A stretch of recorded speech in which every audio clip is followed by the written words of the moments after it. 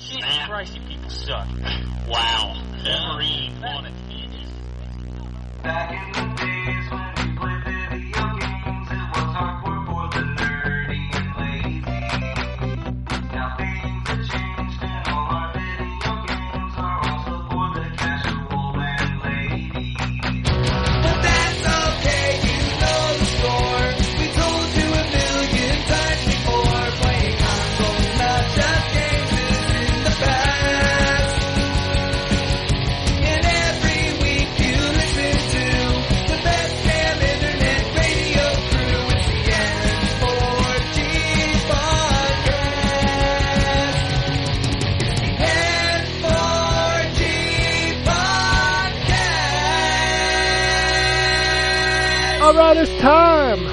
Another week, N4G Radio. This is episode 699 for the week of May 16th, 2022.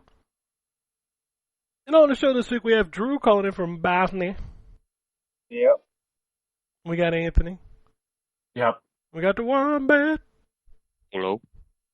And y'all some monosyllabic motherfuckers today. I'm pretty sure mine had two. Hello. Hello. Anyway. Video games. Those are the things that happen. Man, the news this week is crazy.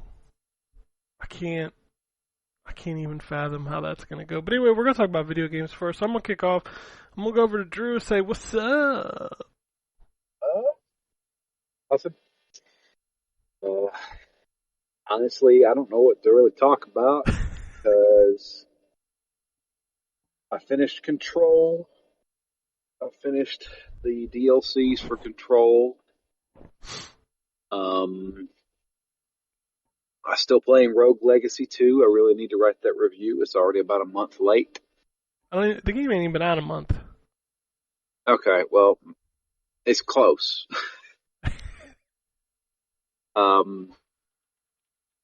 That's a good game. An excellent game. I have plenty to say about that game. Oh, you playing it too? Oh, yeah. How many bosses have you beat? Just one so far, but... I do like that they added, like, accessibility to it, so if it's too hard, you could, like, I didn't even know that stuff existed until Jay pointed it out on Twitter. Yeah. No, you can totally, make that game just uber easy if you wanted to. Yeah, I think that's pretty cool, because a lot of people can't get through those games, so... Yep. But, playing that. I started back up Diablo 2 because of the Season 1 ladder. I've been playing through that. And then for Phoenix Down, we're playing AI The Somnium Files. We were going to record this past week, but unfortunately, Matt took a different path. And if you take a different path in that game, you experience everything completely different from us. So it would be rough trying to explain what we did in our games, and Matt's like, whoa, none of that happened in my game. So this is the first, the one that just got announced that was delayed. Is that like a sequel? A sequel? Yeah, from what I understand, that's a sequel to the Somnium Files. Okay.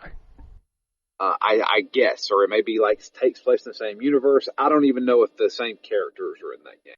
All right. Yeah, I don't know anything about this franchise, so I was curious. When you said you guys were playing it, and I was like, well, they just delayed one. Is that like a sequel, or what's going on there? From what I understand, it is a sequel. Okay. So, not entirely sure, though.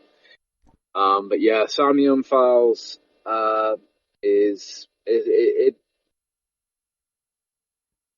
honestly, it feels like a slightly interactive TV show. It's not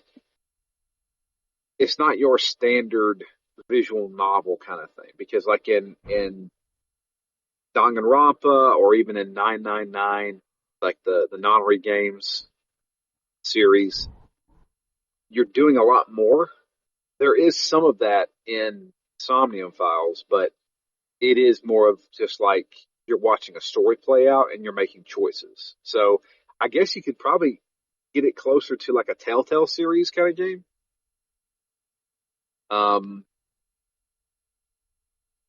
But this is definitely one of those that's not like a Telltale. So Telltale, it always seems like, oh, all roads eventually lead to one.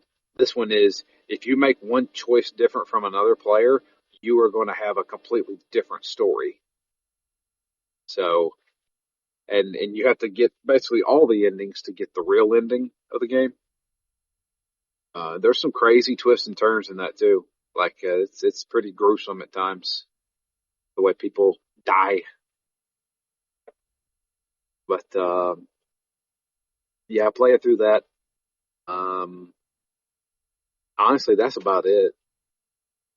I messed around with Mario Golf World Tour for a while there. Cause I did the whole thing of like upgrading to a higher SD card or bigger SD card, and then I transferred everything over, made a bunch of purchases before the 3DS shop dies. And I was like, you know what? I loved Mario Golf World Tour. I'm going to start playing it some more, and I got hooked on that game again. That is a fantastic Mario Golf game. Yeah, I wish that new one was as good. Yeah, I haven't played it, and I'm sure one day I probably will, but... For the Switch being, like, as big as it is, the sports games that they're putting on that system are just not great. Yeah. I don't know. They all feel like shells, man. Like, I was super stoked for Mario Tennis, and it's kind of disappointing. I was super excited for Mario Golf, because that's like my favorite Mario sports game, and it's kind of disappointing. So, I don't have high expectations for the soccer one. So. Well, I guess time will tell. Soon. It's the end of this month. That's right. Yeah. That's right, it is. Yeah, that's their big kind of spring game. Yeah, that's pretty much it, though. Nothing really else to All talk right. about. Well, then I guess I'll move on to Anthony. I played the Stanley Parable Deluxe. It fell through the floor a couple times. It wasn't unintentional. That's bothersome. It's a Stanley Parable. I don't know what I'm going to tell you. You either want to play it at this point or you don't. I'll tell you a weird thing. I found my son playing it, and I was like, what are you doing? He's like, playing Stanley Parable. I was like, okay. Doesn't really seem like his kind of game, but okay. It's funny, like a dark sense of humor. So if he gets it, he gets it. I I guess. totally understand the appeal. He's just more like he plays Deer Simulator and fucking Wobbly Life and, you know, them wobble-ass games. I was just kind of shocked. Some wobble-ass games. Yeah. Dude, you know exactly what I'm talking about. I know exactly what you're talking about. I've just never heard it put that way. Yeah, I mean, I don't know what to say about. Okay, so I don't know how long you played, but they've made changes to it. I don't like the fact that it runs in Unity. The game doesn't look as good as the original, in my opinion. I feel like it's a moving of the source engine elements into the Unity engine is not great, and they're trying to make it look like source still. But my biggest issue was the falling through the floors, and it's happened a couple times, and at first I thought, oh, that's intentional. It is not. And I'm like, well, that's irritating. Especially when, like, certain endings require you doing a certain amount of loops. But yeah, they just eventually, you're just like, here's the new content. And you enter in, and it was pretty entertaining. Of what they considered new content, and that's it. And then they walk you through reviews that they got from like bigger sites like Destructoid and IGN, and then you stumble into the user reviews that are all negative. from Steam. That's pretty funny. Yeah. What's bizarre about that ending is, like, it goes somewhere, and I'm like, wow, alright, that's just fucked up and weird. I'm impressed with it. It's, but it's more Stanley Parable. Like, I don't think anyone that, played the original and hated it is gonna be like, oh man, this new version, that really hits home. Yeah, I don't know what else to tell you. Like, I bit off more than I can chew in my personal life. So, like, that won't be a thing again. So I'll have more time to play video games instead of not, which has been the last couple months. Like, I've been helping with the comic book shop, and I thought, I can get this done, I can do that done. And eventually I was just like, oh, wow, there's just too much shit to take home and work on. I'm not doing this again. So I did go and grab some more shit off the eShop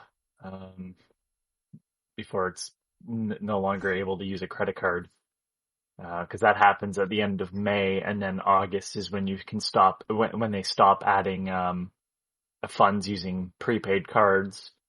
Although you'll be able to spend money on the connected Nintendo account.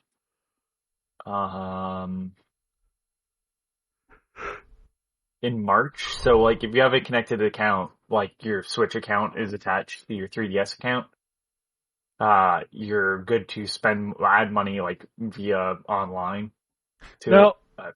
Just refresh me, like, once all this is shut down, like, after everything is done, will you still be able to download? Yeah, you can't make new purchases. You can download your stuff, but you can't make new purchases. So, yeah, I was just, I think I got confused because everybody's buying these big-ass memory cards. I'm like, are you just, like, stocking them up so you can't download them, or are you just doing it so that you've got them? I think it's just so you got them, because, I mean, once the shop is, closed, the incentive to keep it up is gone, right? Sure, There's no longer money being made, so I was like, fuck it, I'm just gonna store everything on here, and that way I don't have to worry about it, Yeah, I'm kind of the same way. Like, I just try to store everything on my hard drives if I can, and then I don't have to worry about downloading it again. Yeah. So, yeah, I apologize, I don't have anything more. I mean, it is what it is. It's kind of a downtime.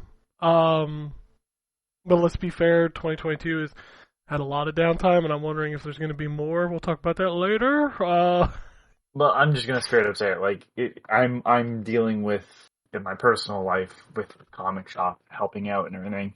We are sitting on 2 years of extra product because people weren't coming in off the street. It was just the subscribers.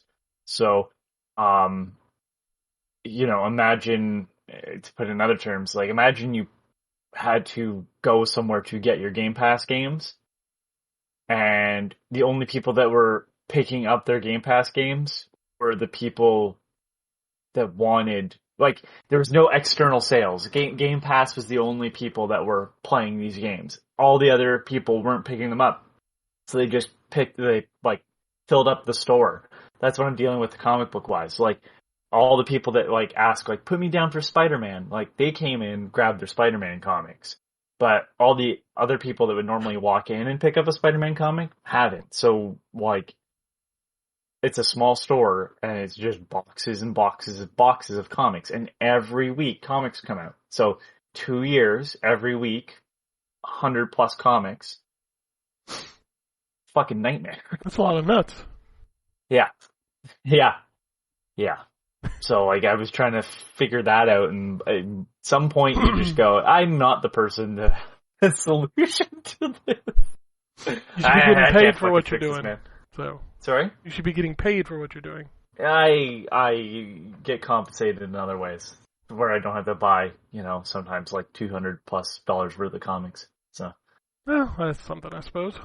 I got as a thank you, if you want to put it that way, I got the whole Amalgam comics, which are the DC Marvel crossover, where they became singular entities. So Batman and Wolverine became Darkclaw and stuff. So and that was a series I really wanted, and I have all of them. So I comes remember through. that. I remember that whole thing. I fucking love those characters. They're so fucking weird. But yeah, that's it for me. Like, hopefully next week I'll have more to talk about video game wise. All right, I'll move on to the Wombat. So I played actually. Oh, sorry, microphone just about fell off my head. I played actually quite a bit of stuff since the last time I was on. All right. So I'll start by saying I finished Horizon Forbidden West. Which that game is tremendous. 65 hours it took me to finish it, and I still got some stuff I could go back and do. There are some things near the end of that game that are just freaking amazing. And the set pieces are awesome. The gameplay is awesome. I love that game. So I'm hopeful that we'll get another nice sized DLC like we did with the first game. Because there's definitely a couple things at the end of the story that I felt like could be wrapped up in a DLC instead of a sequel. So I'm hopeful for that. But I cannot recommend that game more strongly. I also played with my son some Archvale, and we really enjoyed that. It's tough, but as a couch co-op game, it was a lot of fun. So I'm sure we'll end up playing a little bit more of it. But I had a good time with that game. If you haven't played it, I don't even know how to describe it. It's like a kind of like a roguelite twin stick shooter RPG. That you can your classes are sort of tied to weapons and armor, so you can reclass as you play if you want. There's bosses, and it's kind of top down isometric. Very good game. I downloaded the demo for Monster Hunter Rise because it's on a big sale right now, and I thought I'm going to go ahead and download the demo, see if I can get myself into it, and then maybe I'll buy it since it's half off. And I decided not to. Not that it's not a good game. It's a good game. I love Monster Hunter. I'm not in a Monster Hunter place right now. So maybe eventually, if I find myself craving a Monster Hunter game, I'll go back to it. But I'm just not in that place right now. I played some Chorus, although not much, just to kind of get a feel for it since it was sitting here. And I'm digging it so far. So I'm sure that'll be the next game that I go through and finish. And then I guess the biggest one that I played is Rogue Legacy 2. So my son and I both love the first game. And so we spent hours and hours taking turns playing the first game. And so he said, hey, I see that Rogue Legacy 2 is out. We should play it. And I thought, well, I am more than willing to throw $20 at those guys because I played the first one so much after getting it for free. So we went ahead and bought it, and I am so glad that we did because that game is freaking awesome. It takes all the stuff that I liked about the first game and makes almost all of it better.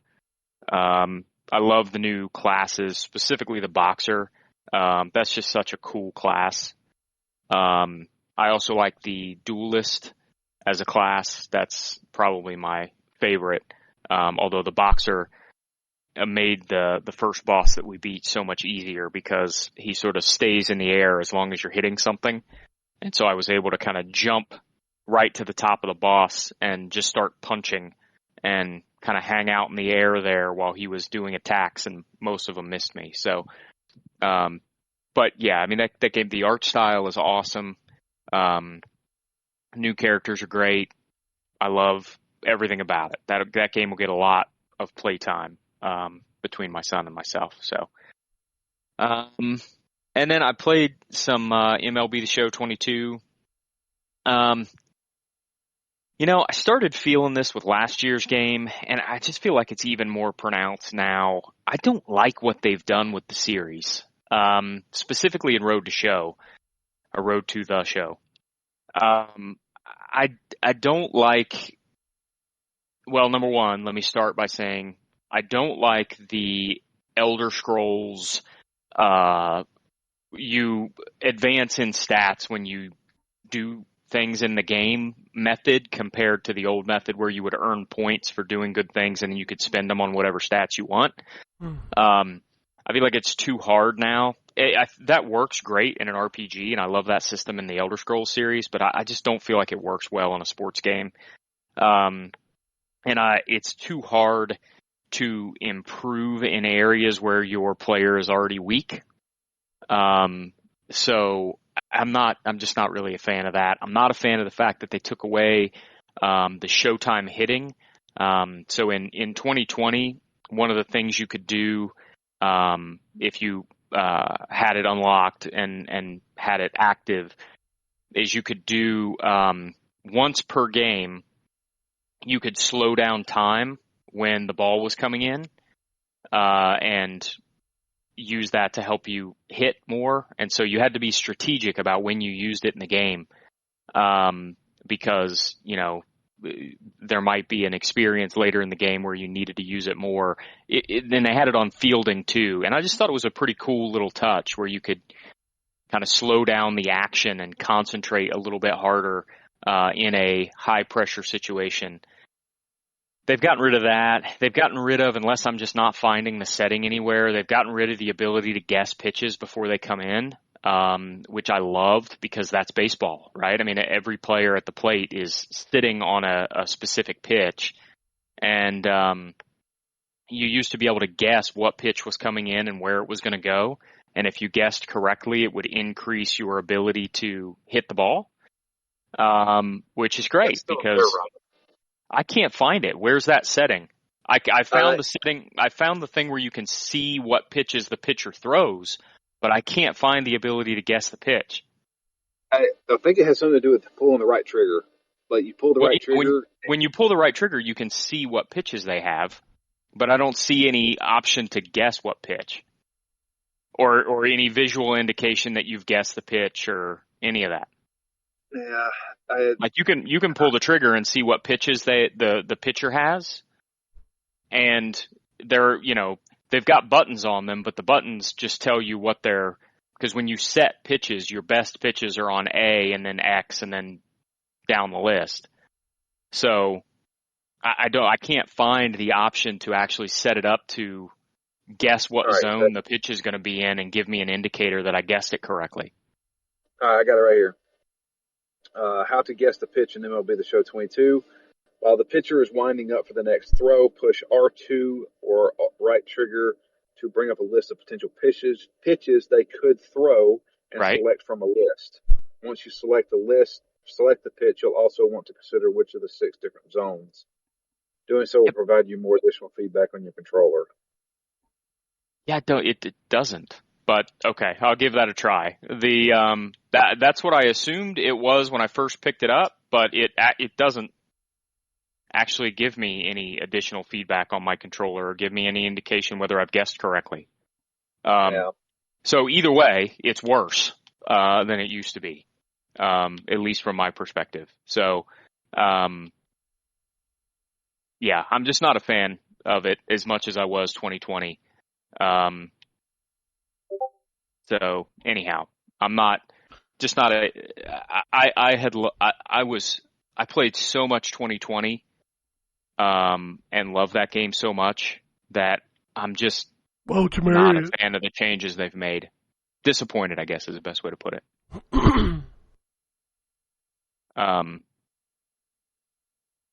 Oh wait, here we go.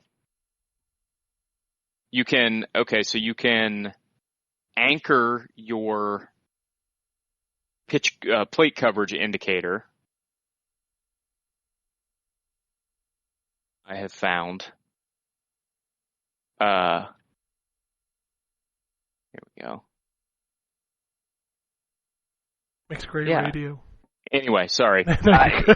One way or another, this guest pitch plate anchor thing is not even close to as intuitive as the old system was. So either way, I'm not a fan.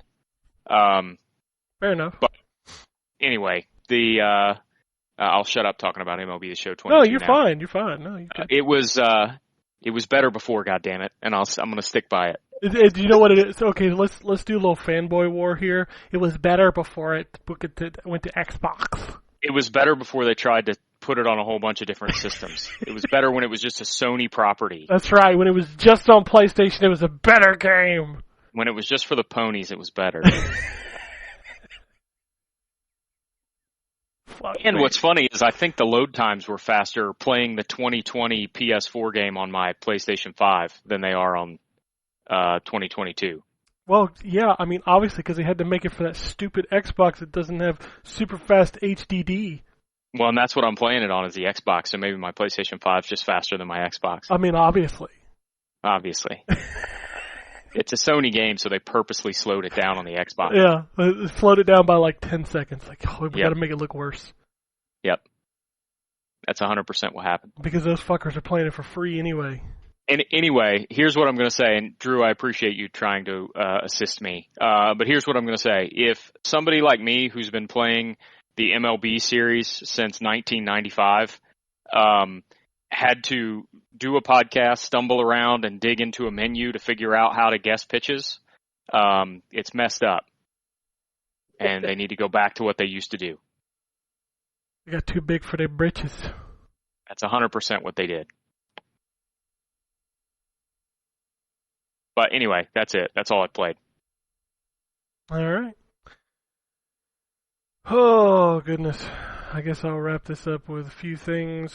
I'll run through the indie games first because they're pretty quick this week. Radon Break is a brick breaker. Horizontal instead of vertical. It's got like power-ups that you can pick up. I mean, how many brick breakers do we need in this world? Like, they're all kind of the same, right? It's always Miss Swan, at least one more. Yeah, it's fine. I like a good brick breaker, but I'm like, at this point, I'm like, yeah, I've done this 1,000 times before, so. The next game I played was called Hellgunner. It's a ride like a jam. It is a top-down twin-stick shooter. It's not that great. Get a Grip Chip. There's 2 of these games that dropped this week, and they are actually pretty cool. You play this little, looks like a spark plug, a battery or something, and he's got like a string on his head with a magnet, and it's kind of a grapple momentum platformer. So like you can use the right stick to aim the magnet, grab onto, grapple points, and swing yourself left and right with momentum to do some platform stuff. It's actually pretty cool. There's 2 of them. I think they come in a package. But no, those were pretty cool. Flippin' Cactus is a left-to-right side-scroller where you're playing as a cactus killing, like, Mexican cartel people. It's a weird fucking game, dude. Very violent, too. Like, he's got a mohawk and there's blood, so you know what the fuck's up. Dogs Donuts is... Sometimes these games, man, I'm like, what the fuck are we even doing? It's basically one of those where you set up the Rube Goldberg machine to, get something from point A to point B. So in this one, it's a cannon that shoots donuts. There's a dog on the other side of the room, and you have to angle things and place, like for example, the first thing you can place is like this little boot that does a 360 and kicks the donuts. So you have to angle the cannon, shoot it to the boot, and then kick the donut into the dog's mouth, and the objective is just, get so many donuts in the dog's mouth. Then he burps, and you go to the next level. It's fucking video games, man. The next game is Soundfall, which a lot of you, if you watch the Nintendo Indie World, probably saw. It is a, top-down action game, twin-stick shooter, similar to the Cadence games. What were those games? The Cadence of Hyrule game, and what's the other one? The original Crypt of version. the Necrodancer. Yeah, so everything you do in this game is based on the music that's playing. So like your shots you need to hit to the rhythm of the music, your your like platforming you need to do to the rhythm of the music, and if you get it right, you get a bonus. You build up this meter and it makes you more powerful, kind of thing. It's fine. I don't really like those kind of rhythm-based games unless I'm doing like actual music. So, and then the last one is Source of Madness, which is a left to right, for lack of a better word, kind of Souls style game. My biggest issue with this game is the platforming, like the jumping felt not great. The combat felt not great. And it's almost like the visuals vomited themselves onto the screen. It's kind of a mess. Like the inventory is kind of messy. Some of the art design feels like it's trying to be too like dark and gritty, and it gets confusing. I don't know. It just nothing about it felt good. So, but that's Source of Madness. So that's kind of all the indie games I played. I did check out a couple other things. I downloaded that Ayuden Chronicle Rising that was on Game Pass, which was, if you remember, there was a Kickstarter for the original team that did Suikoden, and they made a couple of new games. The actual Suikoden, like, turn-based RPG is not due out for, like, another year. So this was kind of like a precursor to that. And it's a side-scrolling action RPG. It actually looks really good. Think of it like 2D HD, but not necessarily that kind of style. But it is only left to right. It's not like 3D up and down. But no, it's actually good. The combat feels good. It's got some great characters. Anthony and I were talking about last week about Guru with his big eye patch. He's a kangaroo. That's a theme in the game. Like, one of the first people you run into is like this snake dude with like suspenders and a cowboy hat, and like they all super serious. And it's actually a pretty cool game. It's on Game Pass. Even if it's not on Game Pass, it's $15, so it's not like a huge investment. And it's actually really good if you enjoy kind of the side-scrolling action RPG stuff. Lots of stuff to level up, build up, collect. It's got a slow start. Takes a little while to get ramped up, but once it gets ramped up, it's actually really good. And probably the biggest thing I played this week was I did play some more Lords of Shadow. I'm still working my way through my replay of Lords of Shadow. I forgot how fucking epic that game is, like, continuously. The music, the set pieces, the voice acting, the story, like, it's all just so good. Makes me miss Castlevania even more. The game's excellent. Yeah, like, I forgot going back to it. The thing that I hate about it is that it's got that era's static camera problems where, like, you're walking and then the camera changes and then your controls change kind of thing. I still hate that. It drives me crazy. But otherwise, that game is still so good. I forgot how fucking long it was. Like, I started playing it, and I got up through the big boss fight in the frozen pond, and like, I was like, oh man, like I'm getting through this game, and then the next chapter opens up. It's like, no, y'all got like 12 more chapters, and each chapter has like 14 stories in it. Like, oh fuck, I forgot how long this game was. Yeah, it's ridiculously long. Like 22 hours, I think. Yeah, it's a big game, and I forgot how big it was. I felt for some reason my memory told me that like frozen lake fight was like halfway through the game, and I'm like, nah, dude, I still feel like I'm in the tutorial. That's a game that could use a remake. It really could. I would love to see. They did an HD remaster of it. They did a PC version of it. That's all they did. Yeah, well, it was a little ran better. At 60 frames per second. I mean, yeah, it runs at 60 frames a second, but I haven't had a real issue going back to it on 360, especially on the Series X. Like, it feels good. So the last game I played was The Evil Dead. And I'm not reviewing this, so I didn't play a ton of it, but I did dabble in it a little bit. If you're a fan of The Evil Dead, this thing nails all of the fan service. Like, they did an outstanding job of really capturing what makes that series really well done, from the characters to the voice acting to the little nods within the levels and the stuff that you can do in that game. You have to understand what kind of game it is. It is a multiplayer style game. There is some single player stuff you can do. You can play you and 3 AI companions against the Kandarin demon, or you can do these missions that feature some of the characters. But like anything that is designed as a multiplayer asymmetrical game, the single player stuff is going to be fairly limited. So if you do not have friends that you are playing this with, your experience is going to be a lot more shallow than, people who are playing it multiplayer. I am interested to see how long this game's legs are, because I wonder how far the Evil Dead name and just style of the game is going to carry it.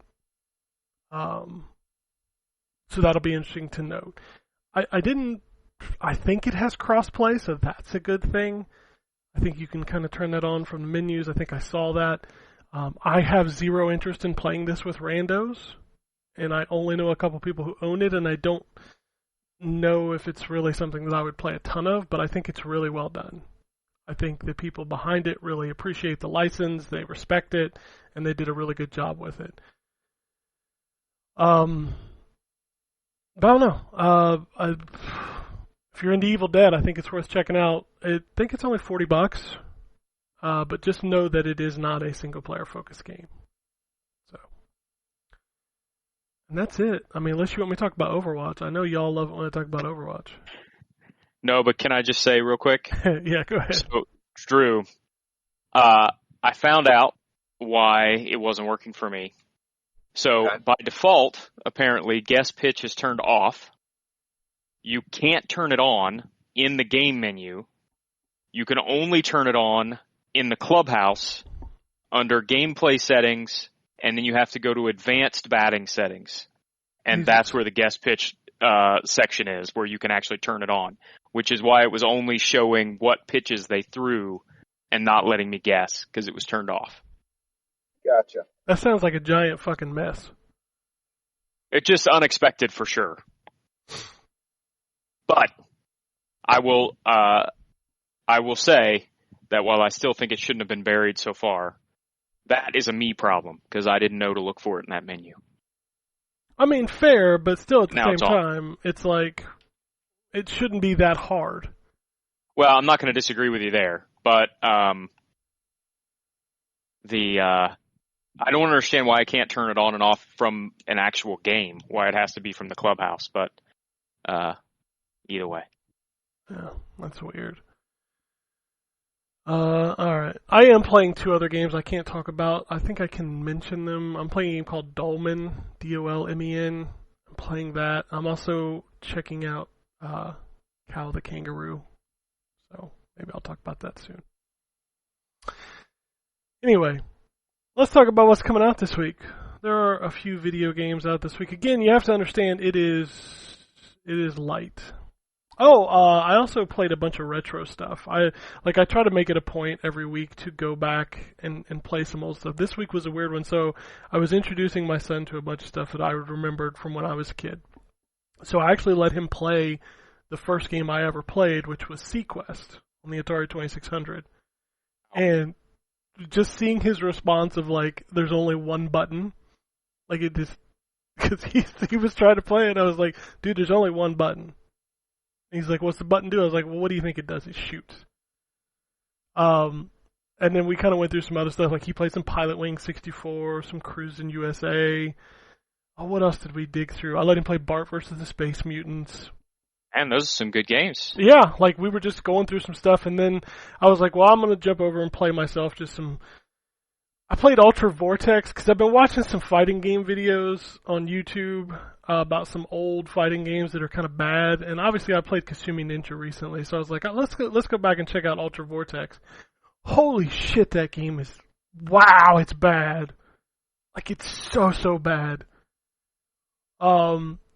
And then I know what that is. It was okay, for starters, it's an Atari Jaguar exclusive. Oh, okay. Well, that tells me everything I need to know right there. Wow. I forgot how bad it was, but it is really bad. And then I was like, you know what?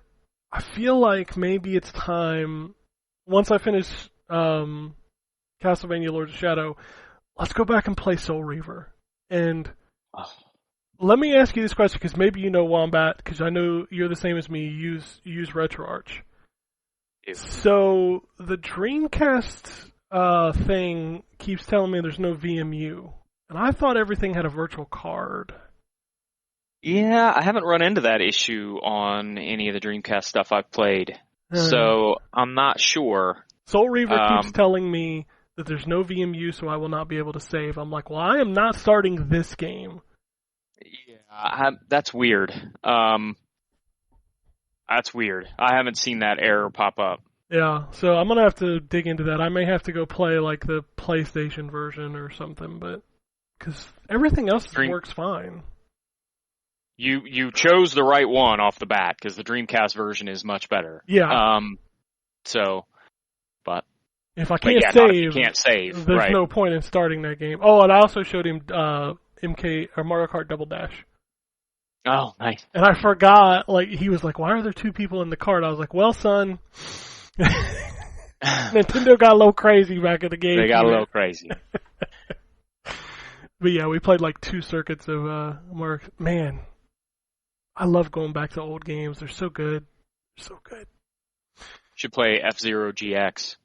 That's on the Switch Online, right? No, is that N64? No, you're talking about the GameCube version. GX is the GameCube one. That's right. Oh my god. The only thing I remember about that game is that I could not unlock anything because it was way too fucking hard. It is incredibly hard. It's fun, but man, it is very hard.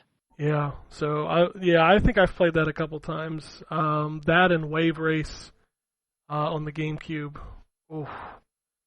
Man. The GameCube was so good and everybody shit on it. Yep. Anyway. Alright, now we can move on. Welcome back, Anthony. You missed all of my Radaleka talk. Okay. It was there's a dead animal in the pool. Oh, scenario. Gross. Yeah, that's dude. fun. Question, and you know what the worst part is? I don't know how long it's been there. Wait a minute, this brings up another statement, Anthony. You have a pool? The house I live in has a pool. I gotcha. I did not know you had a pool. So, all right. That's usable. That's usable like 2 months a year in Canada, right? Exactly. Well, not only that, like, when am I going swimming when I work overnights? That's true. Midday? Ooh, fun. When I'm between sleep and sleep. Yeah, no, it wasn't happening. And then if I slept like a normal person, I'm either using it like in one burst when I work night shift. I'm either using it in the early morning, which is no, or I'm using it before I go to work, which is also no. So, yeah. I mean, fair. It was it's kind of like drinking when you work on night shift. When are you doing that? I mean, it's 5 o'clock in somewhere. the morning. Yeah, no, I did it. You realize that at that point your life is kind of sad because night shift's not bad. I mean, it's not something everybody can do, but like when you start drinking in the morning, you're like, now this might be a problem. You've got to adjust your internal clock. Especially when you're drinking at 9:30 in the morning by yourself. That's it. But you got to top it off with it being like Rite Aid brand whiskey or something. No, that's the other part. You're working night shift. You're not getting paid that much. That's why he's got a bottle of 70% rubbing alcohol. Yeah, that's why you're drinking Rite Aid whiskey, because that's the cheap shit. So. The IPA stands for isopropyl alcohol. Exactly. All right, so let's talk about what's coming out this week. We have Xbox Series X, PlayStation 5. We got Outward, Definitive Edition, Behind Closed Doors, A Developer's Tale. Well, that sounds saucy. Divination, Deadcraft, which I downloaded the demo for, and as soon as I booted it up, it showed me a hunger meter, and I deleted the fuck out of that. Like, nope. No hunger meters for me. Vampire the Masquerade, Swan Song, and Dolmen. I don't know how you say that. Dolmen or Dolmen? I don't know. I've never understood the joy of a hunger meter. I don't get it like at all. Like, have that tie into like a stamina? Fine, sure. You know, like I know that sounds dumb, but it's like, yeah, I do better damage when I'm hungry, or when I'm not hungry or whatever. But it's part of the stamina, and when the stamina bar goes down, I can eat to fill it up. That makes more sense to me than just having a hunger meter. Like, no, thank you. Yeah, I'm not down for hunger. Like, basically the Ark Survival Evolved taskbar, fuck all of that. Hot, cold, hunger, water, all that shit, I don't want to deal with it. That's not why I play video games. That's called life, son. I think I only liked that in, I know this is like horrible to say, but I only liked that when I played it in No Man's Sky. Where I'm like, I'm on a different planet. That would make sense. I tried the mod. Oh, sorry, go ahead. Oh, no, I was just going to say that makes sense that I'd have to watch, like, my heat level. I am on a hot planet. Cool. Tried the Skyrim mod that came with that came out when they did the anniversary edition that added hunger. Yeah. And it was cool for a minute, and then I'm like, yeah, I don't really want to be doing missions and have to worry about my hunger. Like, it's cool in that one that you can turn it on and off. So like if you're doing quests and stuff, you can turn it off. But if you just want to kind of hang out and explore and want to have it on for that, you can. But yeah, I'm with you. I'm not super huge on the hunger meter. There's so many things in video games now that like immediately turn me the fuck off. Like I'll boot up a game, and if I see like run-based, roguelike, survival, crafting, fucking, this game is like a Souls game. Like, so much of that shit, like, that just seems to be like every game now. I don't know, it's really turning me off on a lot of games. Like, I'll boot them up and I'm like, this is just not for me. But, 100 ashen fall into an island. Yeah, to be fair, if it's multiplayer focused, I'm 99% out. Like, I have one multiplayer game that I play. I'm not playing any other ones. You don't have to bring. I'm just saying, but I'm not playing anything else. No, if you have multiplayer, we're not gelling, man. We're not jiving. I'm not playing. I have a genuine question because I don't think anyone here can answer it. So maybe a listener, the whole one we have, can answer. Do you play multiple multiplayer games? Like, and when I say that, I guess I mean more like, do you juggle between like a Fortnite and something else that's more competitive? Because I wouldn't say like Dead by Daylight and something else. Like, I mean like things that are more equal, sort of like in the same realm. I feel like most juggle of the... that. Like, can you juggle COD and something else? Like, I'm just curious about that. Most of the people that I see, like, and this is just me judging from my Twitter feed, like, everybody has their game. Like, some people on my friends list play Fortnite. Some people on my friends list play Apex. You know, like, I don't see them cross-pollinating. I just see them playing one. And that's kind of how multiplayer games work, is like, you get the one that you like, and you just kind of stick with it. There's just not enough time for multiples of those, which is why it's always funny to me that we're seeing so many people ape these other games, and I'm like, you realize that your audience is going to be super tiny, right? Like, there's a reason why Fortnite is still the battle royale. Right. You know, that's just the way it is. I'm just curious, though, because like maybe that's a thing that like I have not taken into account. I mean, maybe. I know... streamers do it because they just kind of bounce with what's the hotness right now. Yeah, what's popular. Yeah. Yeah, but they bounce. Like, that's the thing. Like, they're not necessarily juggling. No, they're not juggling. I also think it comes with age as well. Like, younger people, it's a lot easier to do. But the older you get, it's a lot harder, not just time-wise, but also attention span, man. I'm going to tell you, most games, if I like 10 minutes and I'm like, I'm out. Immediately. Yeah, my son and his friends have what I'll say is like a stable of 5 games that they bounce in and out of. So they'll play Terraria, and they play Minecraft, and they play Overwatch sometimes, but pretty rarely. They play Rainbow Six Siege. They play For Honor, oddly enough. And they just recently started playing Dead by Daylight. And it's like they'll bounce in and out of those games, depending on what they're in the mood for. But that's like, I can't do that. No, I can't. I learned a long time ago that the most enjoyable way for me to play video games is one at a time, unless it's a sports game. If it's a sports game, I can play like an RPG and a sports game at the same time. But you won't catch me investing my time in 2 RPGs at the same time, No.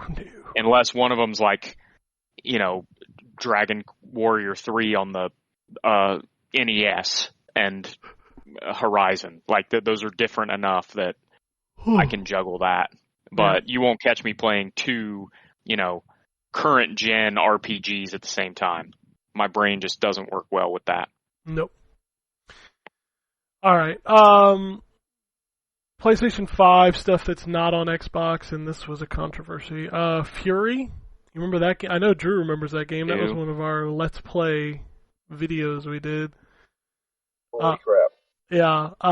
They're doing a DLC for Fury called Fury, and I swear to God, I'm not making this up. It's called Onimusha, but not Onimusha. It's Onimusha, and it adds like a different playable character and some other stuff. So the controversy around this is that the developer came out, which is the Game Bakers, the same people that make Haven. They came out on Twitter and said, "Hey, we're not doing an Xbox version, even though that game is on Xbox. We're doing it on Switch and we're doing it on PlayStation." And they said just nobody played it on Xbox. I'm like, you know what? That sucks, but that's fair. And that caused like a big old uproar on Twitter. Like all the Xbox guys like, what about your game? I was like, well, I get it. They're not just going to make the game for you.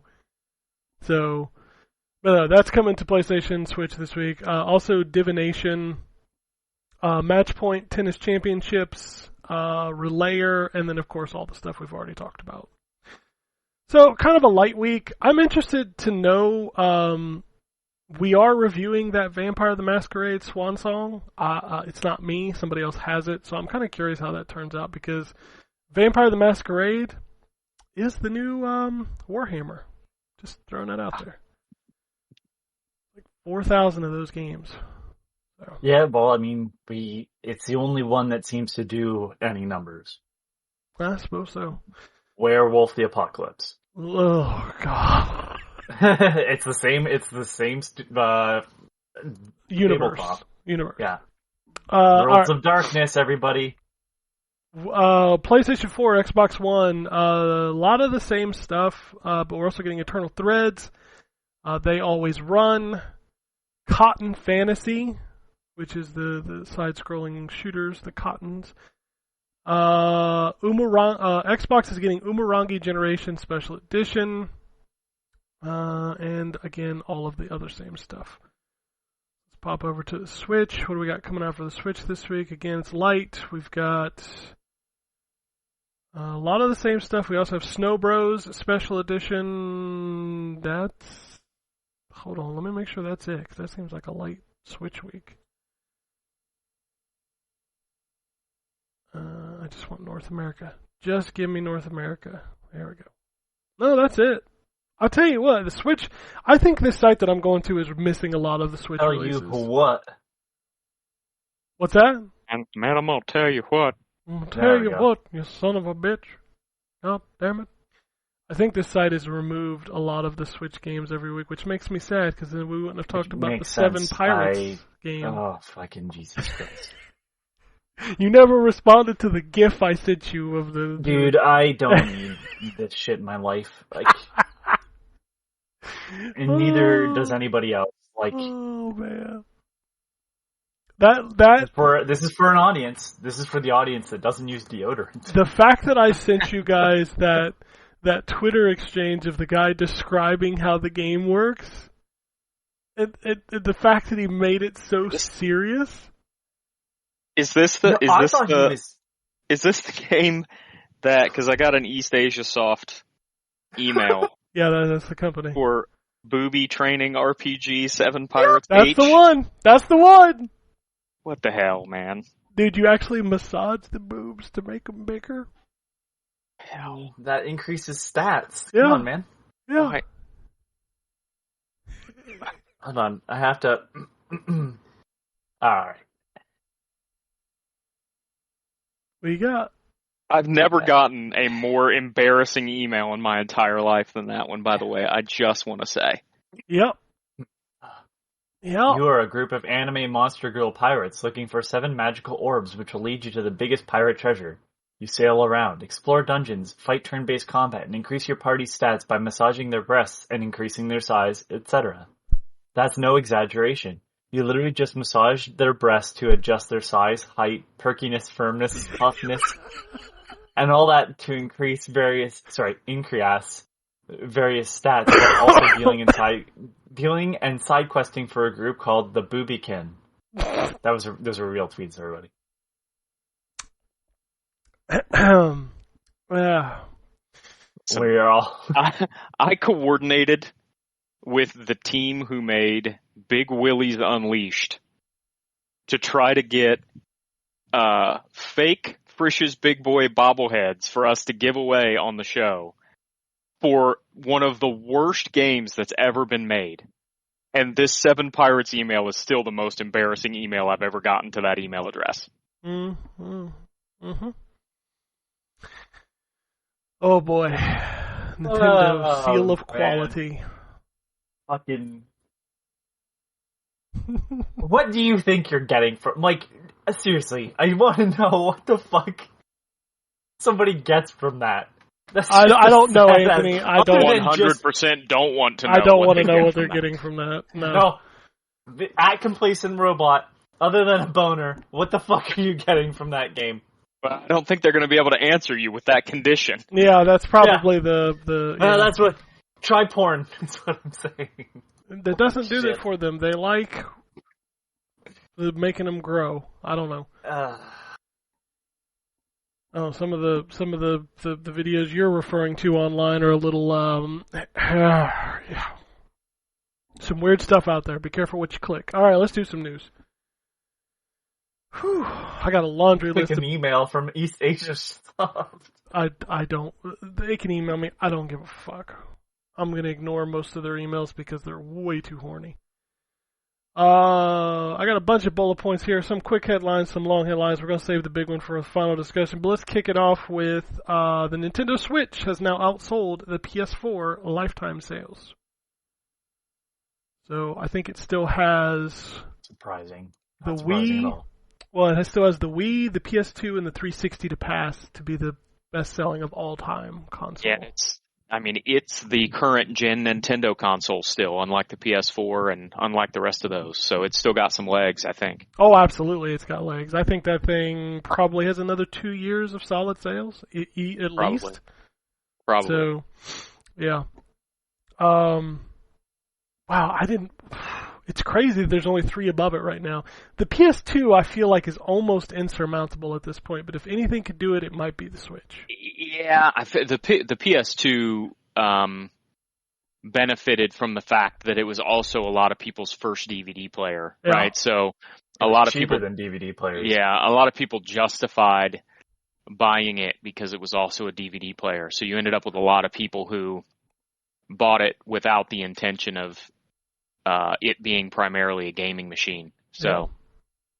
It's crazy. It's crazy where we are in this world. Speaking of things you didn't believe sales-wise, Elden Ring is now the best-selling game of the last 12 months, including outselling Call of Duty Vanguard. it's only been on sale for what, 3 months? Yeah, it came out in, was it March? Yeah, I'm not surprised. that's on my docket for this year. I can't at some believe point it. to try to play. I mean, I know there's circumstances here. There couldn't have been a more hyped-up game than Elden Ring. And let's be fair, Call of Duty Vanguard is probably one of the most disappointing Call of Duties That's in a what I was long about to say. time. Yeah.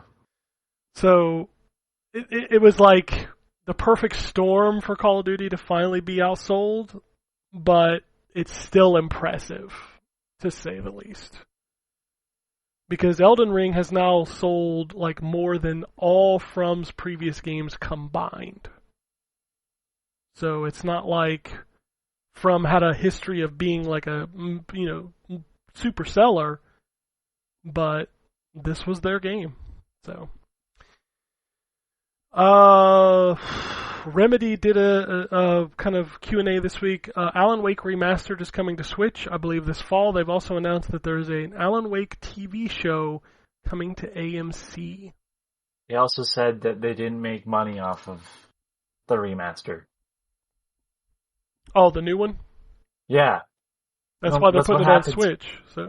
Well, that, but I'm like, but it was a niche game that was on one console. I understand that, but it was a niche game, and all it was a visual upgrade. Also, the people who like Alan Wake are very loud, so Remedy probably thinks like, oh man, this game is a lot more popular than it actually is. Yeah, no. So I'm one of those loud people. I knew where it was. Yeah, it's interesting also, like when you think about it in unit sales, the games people talk about and what actually sells, dude, it is two different worlds.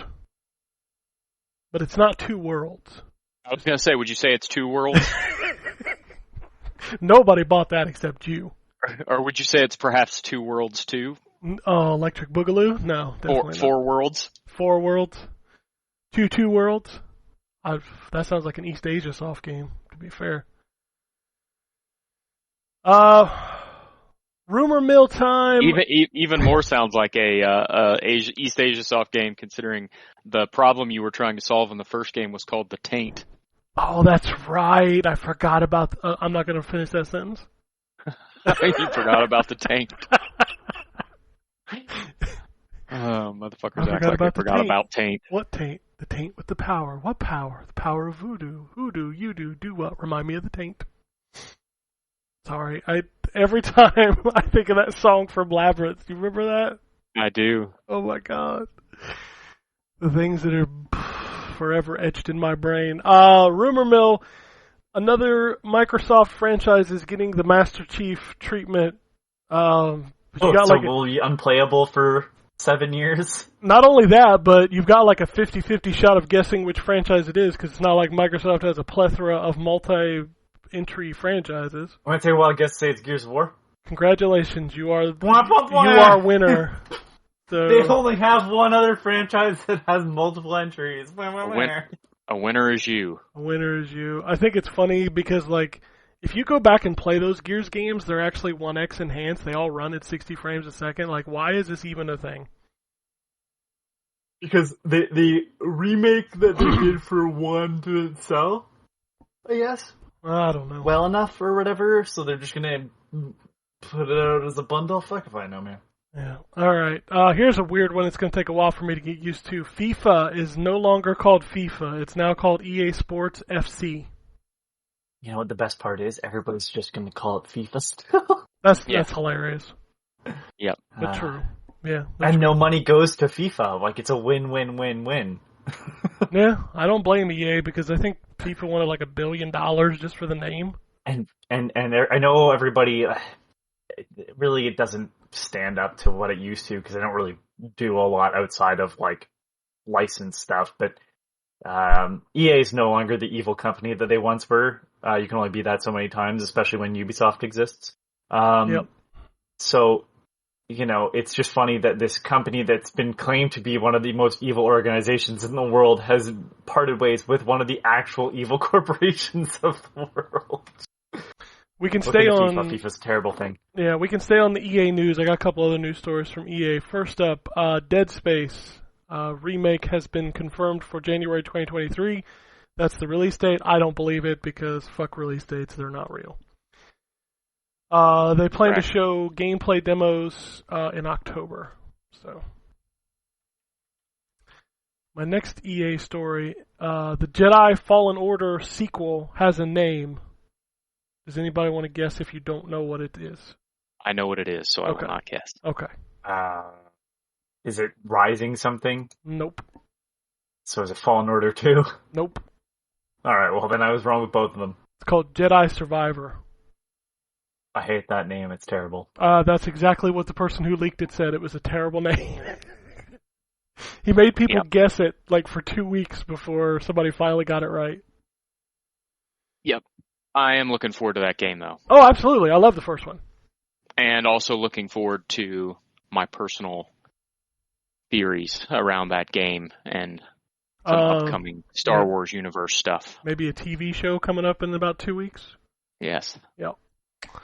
The next N64 game for the Nintendo Switch expansion online is Kirby 64. So. Yay. Not horribly timed, I suppose. I could have timed that better, but... It's kind of the secret year of Kirby, right? Yeah. Yeah, I mean, it's a very weird game because you can mix and match the powers.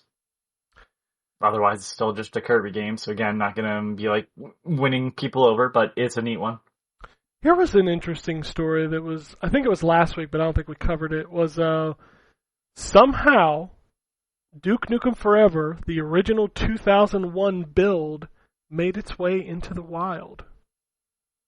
And it's like people can actually play it. And obviously it's not like a game. It's mostly just like the levels and some of the NPCs and stuff, so... Didn't Broussard have something to say about that? Yeah, he said, I believe it's legit, but I'm not going to talk about it. Yeah? Is that because, Well, he's kind of the reason that game died. He's the reason why, like, 3D Realms stopped putting out games, because all he did was just... And I want to point out that he blamed somebody else for it. Somebody said, or what did he say? He said, Scott's a clueless narcissist whose actions are what led to the gearbox suits / friction that led us to losing 3DR and the Duke IP. No, George, the fact was that your company was going under because you couldn't put a fucking game out. So, not Scott Miller. It was you. Everybody over the 2 decades has said you just had feature creep and you constantly kept changing what the game was going to be and you failed to put anything out because a new game would come out, you'd see something in there you like, and then they'd have to change everything. And it's been notoriously known for years that it was you. Fuck. It's just annoying that this guy has managed to stay relevant and not really do anything of note, because even the stuff they put out now is not his. It's like Ion Fury. They published it. They didn't make it. Well, I think it's mostly because that game is infamous in video games now. No, but I mean, like, 3D Realms still exists, and I'm pretty sure he's still a part of it. Yeah, 100%. And it's just like, but he's the guy. He's the guy that made 3D Realms almost not a thing. Yeah. Randy Pitchford's still evil. I want to point that out, but... Well, nobody's debating that.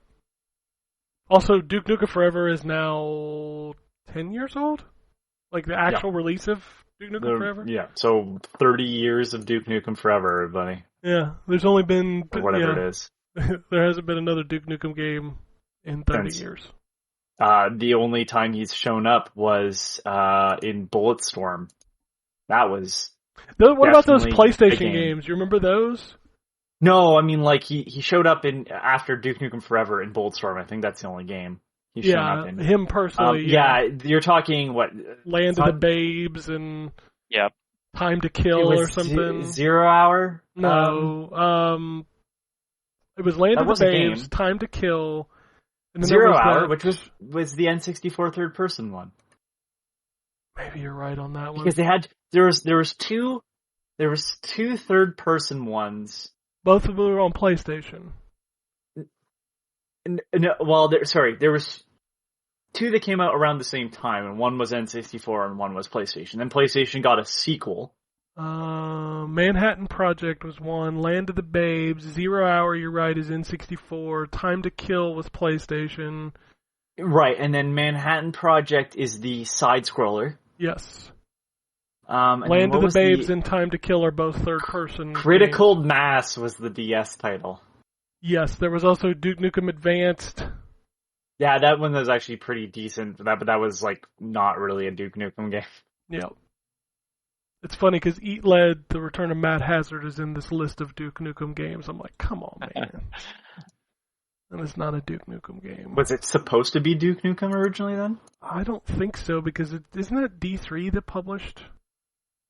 Yeah, but like Deep Silver published the Duke Nukem on DS. Designer was Dave Ellis, Vicious Cycle Software, for Matt Hazard. All this talk about Duke Nukem, I'm just waiting for a new Commander Keen. That's never going to happen. Well, they canceled the mobile one, so. Yeah. This looks like a doomed space marine.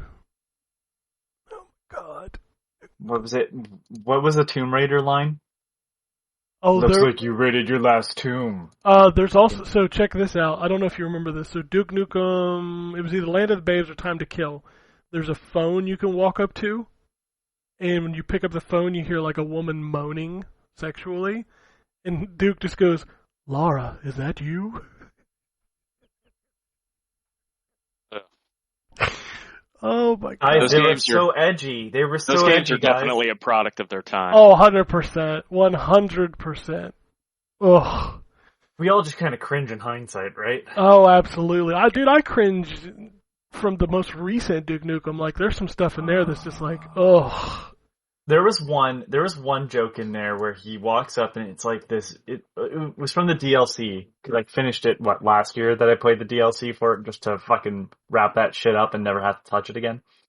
And it was an arcade machine. It was like Pimp Slapper or something like that, and then it was like on the side of it said "Slap that bitch" or whatever. And he's just like, "I'm not touching that." And you get an achievement that says like,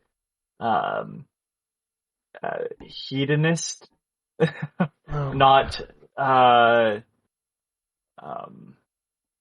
Dude, that's the same game where you slap boobs.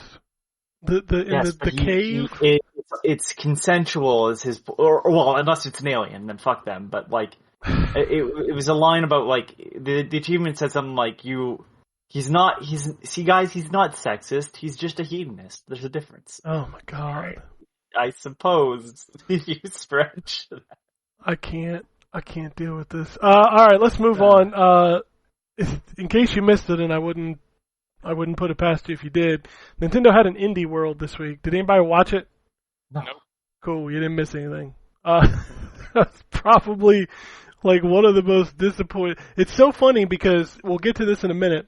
Like, that Indie World, I think, happened before some of this other stuff happened, and everybody's like, wow, Nintendo, this is super disappointing. And then Sony and Microsoft were like, hold our beer. We're going to go make it worse. But yeah, there's not really much in that Indie Direct. I did think Gunbrella looked cool, so if you haven't seen that, that's from the guys that made Gato Roboto. Go check out Gunbrella. That game looks rad. Obviously it's a Devolver Digital joint, so you know it's going to look rad, but that was kind of the only thing in that I was I just remembered what I wanted to play before the show today and totally couldn't remember what it was, and so I played the Stanley Parable. Card Shark finally has a fucking demo out. I'm waiting for fucking years for that. God damn it. Alright, other Nintendo news, there was I don't know if it's a conference call, earnings call, whatever, but the president of Nintendo Japan was really hesitant about talking about a new system, but there seems to be the rumor that there's going to be a new Switch system this year. Hold on, Anthony, before you freak out. Most people believe it's going to be an OLED Lite, so like a light version of the Switch OLED. So makes sense based on their normal strategy. Yeah, so not Switch 2, that's probably still, 2, maybe 3 years out, so. I just want to remind everybody, and this is not like, I'm not denying this, it seems reasonable at least, but I want to remind everybody that, like, all your insiders for all these bigger publications, not just your random fucking Twitter guys, were like, there's a new Switch thing, we have proof, and then it was just the OLED Switch. Yes. And it was just, I just want to remind everybody, like, even when they're right, they're generally wrong, because they were like, oh, it's gonna be stronger processors and stuff, and like, we are. 2022, everybody. We continue to debunk insiders a lot. I mean, most recently, like, nobody knew about the Square Enix purchases, right? That just happened one night. Also, and I'm like, I'm not trying to be a shithead. I'm really not. Like, it would be nice. It just like I'm tired of the grifting in just general sense, not even just in video games, but it's like I'm tired of like obvious grifters getting away with it. I don't give a shit if it was just like people speculating on what would happen, but these guys and gals and whatever they want to. These shitheads. There we go. That's a shithead is gender neutral term. Yeah, these shitheads come out and they act like authority, and then nothing ever happens to them, and they're wrong all the time. And like, there's people that get paid for this shit too, and it's annoying. It's like, we need to stop listening to these fucking people. There are very few that are trustworthy, and they don't speculate on things as much as everybody else. There has to be some speculation. I get it, because they'll get parts of the information and don't necessarily have all of it. But like, for the most part, they just hand out the information. This is what I've heard. I don't know. This is what's happening. My as much as I don't want this to be the Jeff Grubb jerk off podcast, like, Jeff Grubb is one of the people where it's like, he doesn't constantly fucking do shit like this. Well, he also tells you, like, if you listen to him talk, he'll tell you, I don't know that this is legit, I don't know if this is happening, so don't write an article on it, and then what happens? They write articles on it. 100%. 100% of the time.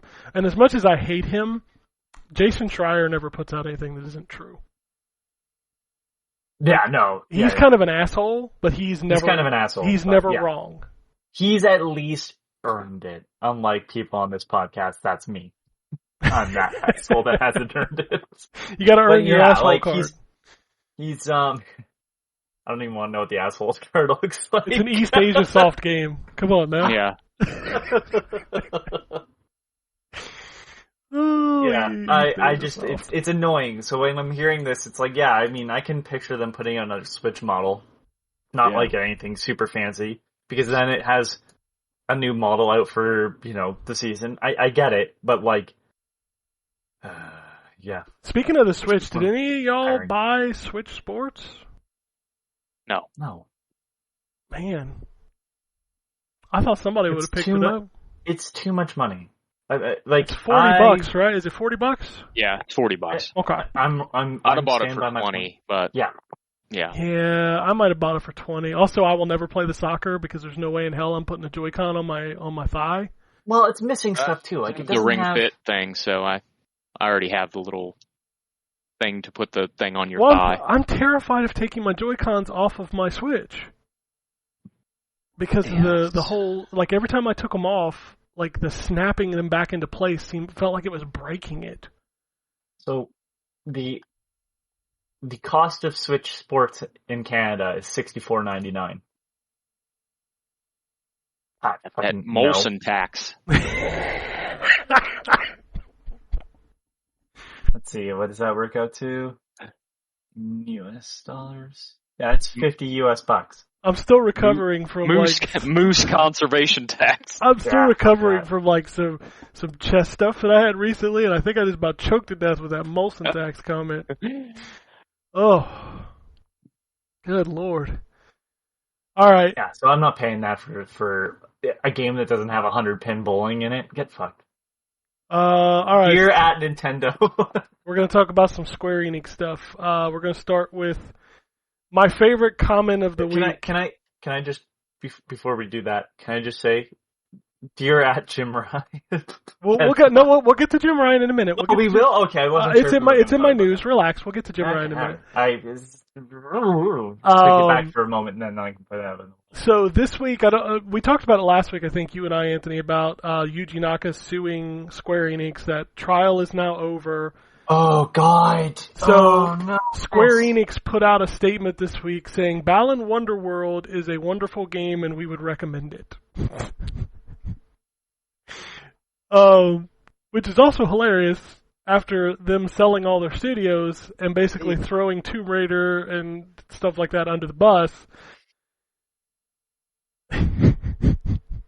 Also, I'm going to just say right now that, like, Square Enix are probably a bunch of xenophobic assholes. Like, at this point, I have nothing. Like, I thought, well, it's because they couldn't sell statues of Lara Croft in Jack O poses like they can with, Tifa. Oh my god, that statue still haunts my brain. Yeah, Yeah, it's gross, dude. Okay, so you saw it. Drew, did you see it? I know Drew saw the statue. Oh my god, that statue. So I legitimately thought, like, that is the reason why they can't merchandise this shit to, death like they can Final Fantasy VII, because, like, either the audience isn't there or it just feels inappropriate for them to do that with IP that they did not create. I don't know. I figured it was something along those lines. But for them to do this over fucking Balan Wonderworld, I just have a feeling that they just don't like Westerners. Well, I got another part to this story that kind of backs up what you're saying. They just sold off, 3 studios? You know what else they announced this week? That they are creating some new studios. So, yeah, I'm right. Great. Yeah. So...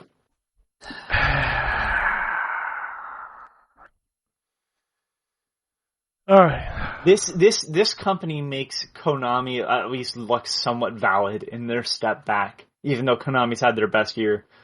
Whatever. Yeah, without any new video games, so... Yeah, but, like, Konami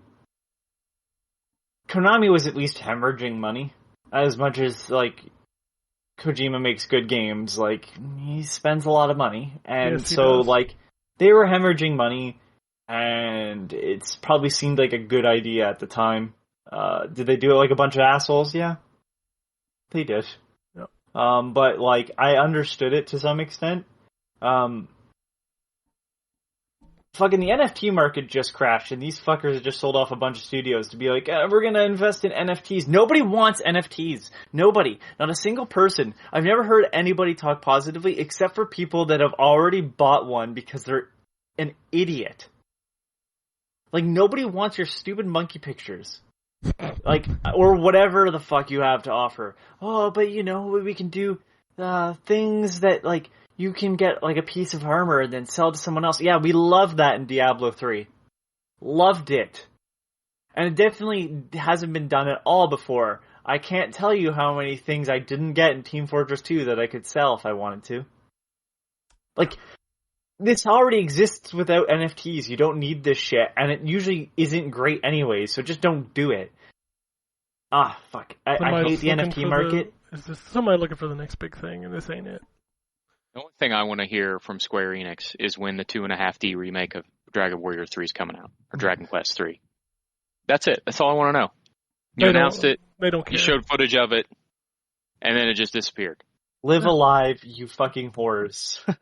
I want to play that. Yeah, I'll probably play Live Alive for sure. I think it's Live Alive. Cool. I had to look it up. Yeah, I'm pretty sure it's Live Alive. I thought it was Live Alive, but no.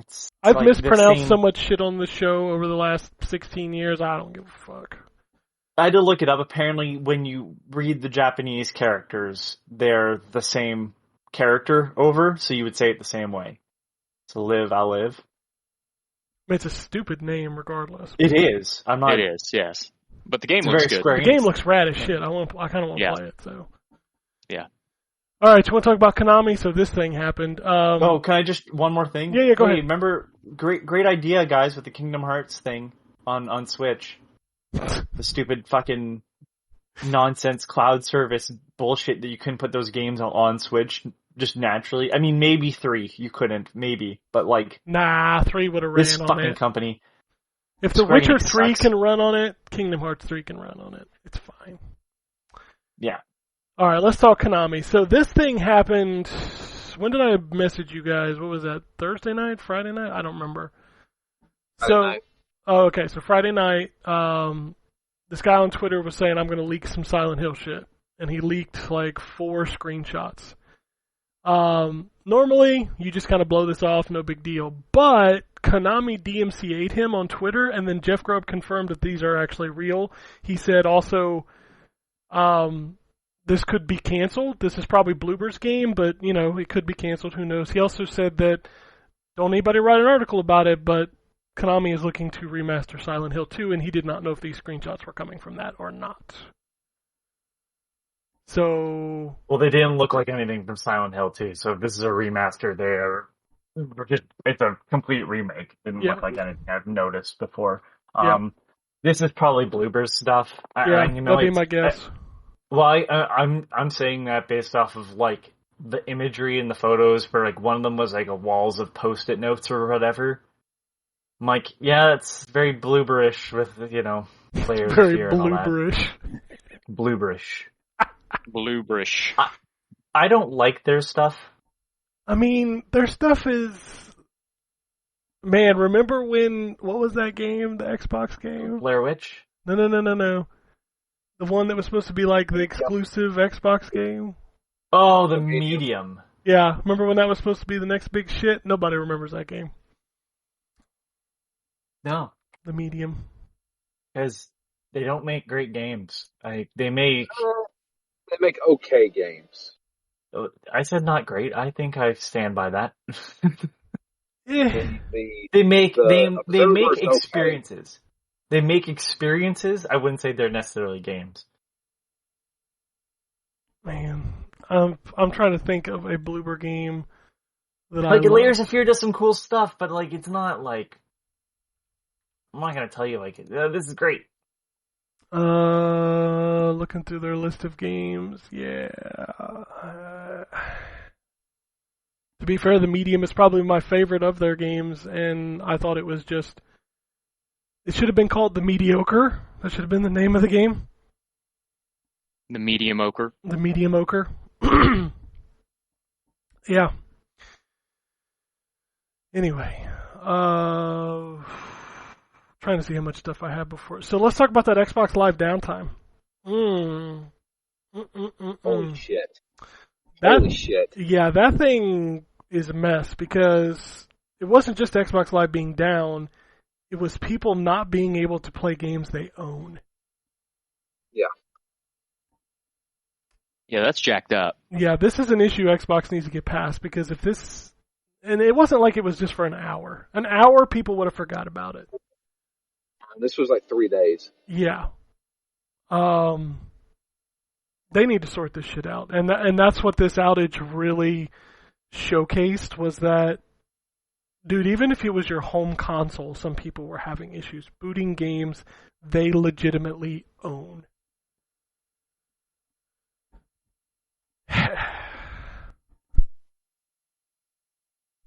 I mean, there's no excuse for it. It's just bad. It needs to be fixed. Credit where credit is due. When Sony found out about the C-bomb issues on the PS4, they fixed it. Microsoft is a software company. Fix this problem. You can't just ignore it and hide behind it anymore. You are at the forefront of like accessibility. You're at the forefront of making your dashboard do things it should be doing. You're at the forefront of legacy content. Like, nobody offers as much legacy content as Xbox does. But if people can't play games they own, that's a problem. Well, it's also a problem considering how many folks are in the Xbox ecosystem for Game Pass. Yeah. Like, that's the reason a lot of people are in the Xbox ecosystem, because they wanted to buy a new console and Xbox has Game Pass. So it makes it doubly problematic, I think. Yep, absolutely. Did they ever come out and actually say what caused this? So there's been a couple articles written, and obviously they're not the headlines, but some of it is on the way the third-party companies coded their games, like they required the online check or something. Some of it was Microsoft's back-end issues. Some of it was like the legacy system in the background being tied to the original console you downloaded the game on or something. There was all kinds of shit going on. The fact of the matter is that they just need to make a universal system like Steam where it literally licenses your games every 30 days. Yeah. Like, just and do if that. if somebody, God forbid, ends up getting to play something that they're not supposed to be able to play, it'll only happen once, presumably. Yeah, exactly. So, and you don't run the risk of the people who did pay for their stuff getting locked out. 100%. Like, Steam does it perfectly. They check every 30 days the licenses on your account to to make sure they're good, and it ups them, and it says you can play this now for 30 days, no matter if you're online or not. Just do it that way. That's fine. It works. Did you guys have any of these issues? I did not. The only thing that I had an issue with was logging in to play online games. I bumped into that issue because I could not play Overwatch for like half a night or something. But other than that, I didn't. So Yeah, I didn't have any of them. it happened to me, but it was weird. Mine was the exact opposite. So I wanted to play AI, the Somnium Files, which I have on Game Pass. And every time I clicked on it, it said, well, you need to be an Xbox Live subscriber to play this. And I was like, I fucking am. What's going on? And I was like, well, I can't start my Phoenix Down game. So I was like, I'll just play some Diablo 2. And then I first looked it up, said, oh, is Xbox Live down or something? And a lot of people were saying, yes, it's down. It's not letting us play stuff. I was like, okay, well, my ladder character on Diablo 2 is an online character. You have to have it as an online character. I was like, will I even be able to play this? Nope. Jumped into it just fine. Yeah, it's weird some of the stuff that worked, but some of the stuff that didn't. And I purchased Diablo 2 digitally. So I was like, is that going to be affected? Nope. I played Diablo 2 that weekend. Yeah, it's a weird thing that they just need to make a universal system that works, and they need to get on that quick, because the next time something like this happens, you can only fuck up so much, and this isn't the only Xbox fuck up. We'll talk about the big one at the end. I've got two more stories before the big one. The first one is, give credit where credit's due. Microsoft has created a whole new line of accessibility accessories. These include things like giant D-pads and just stuff that makes it easier to play the games. So that's good news. That's the one good thing Xbox did this week. Excuse me. So, all right, Anthony, it's time. You want to talk about Jim Ryan's email?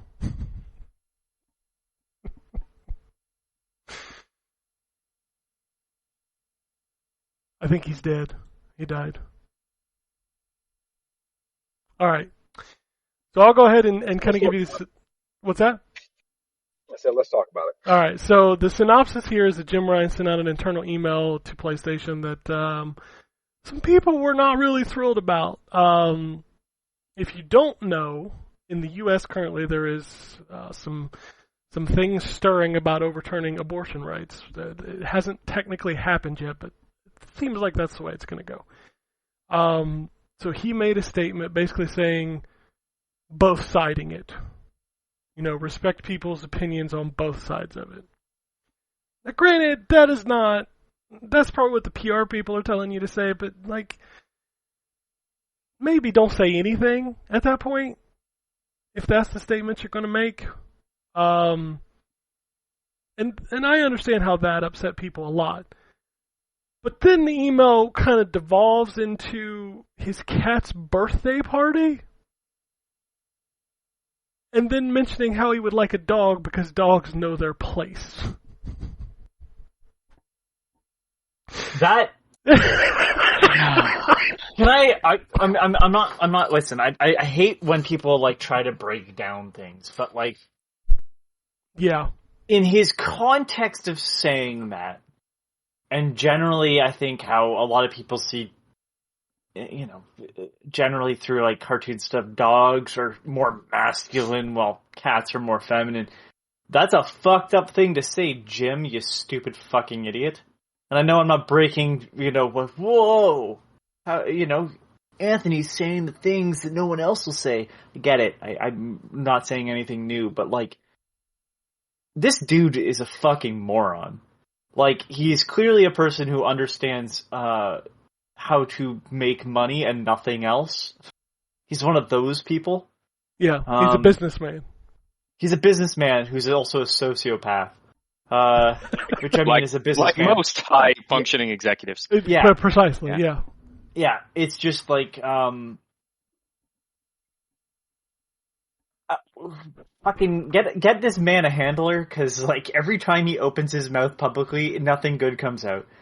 This is the same guy who said that the old catalog, why would anybody want to play that? And I realized, these are two different things, but it comes from the same place of, shut your fucking mouth, you stupid idiot, which is something someone should say to me more often, but, I at least understand, and there's a reason why I'm not running a business. I only speak for myself.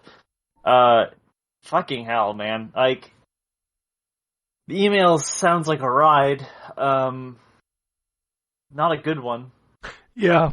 I like I said, I feel like this is what PR firms are urging people to do, of not Shut your taking whore a mouth, you side. stupid idiot. Well, I mean, not taking a side, but at the same time, it's You take a side by not taking a side. Exactly. Thank you for coming out. yeah, you don't say anything, and you certainly don't devolve the email into talking about your cat's birthdays and dogs knowing And your then place. saying that you'd prefer a dog because, yeah. Yeah. Wow. So, like I said, Nintendo Don't you thought miss they. when PlayStation was run by the Japanese portion of Sony?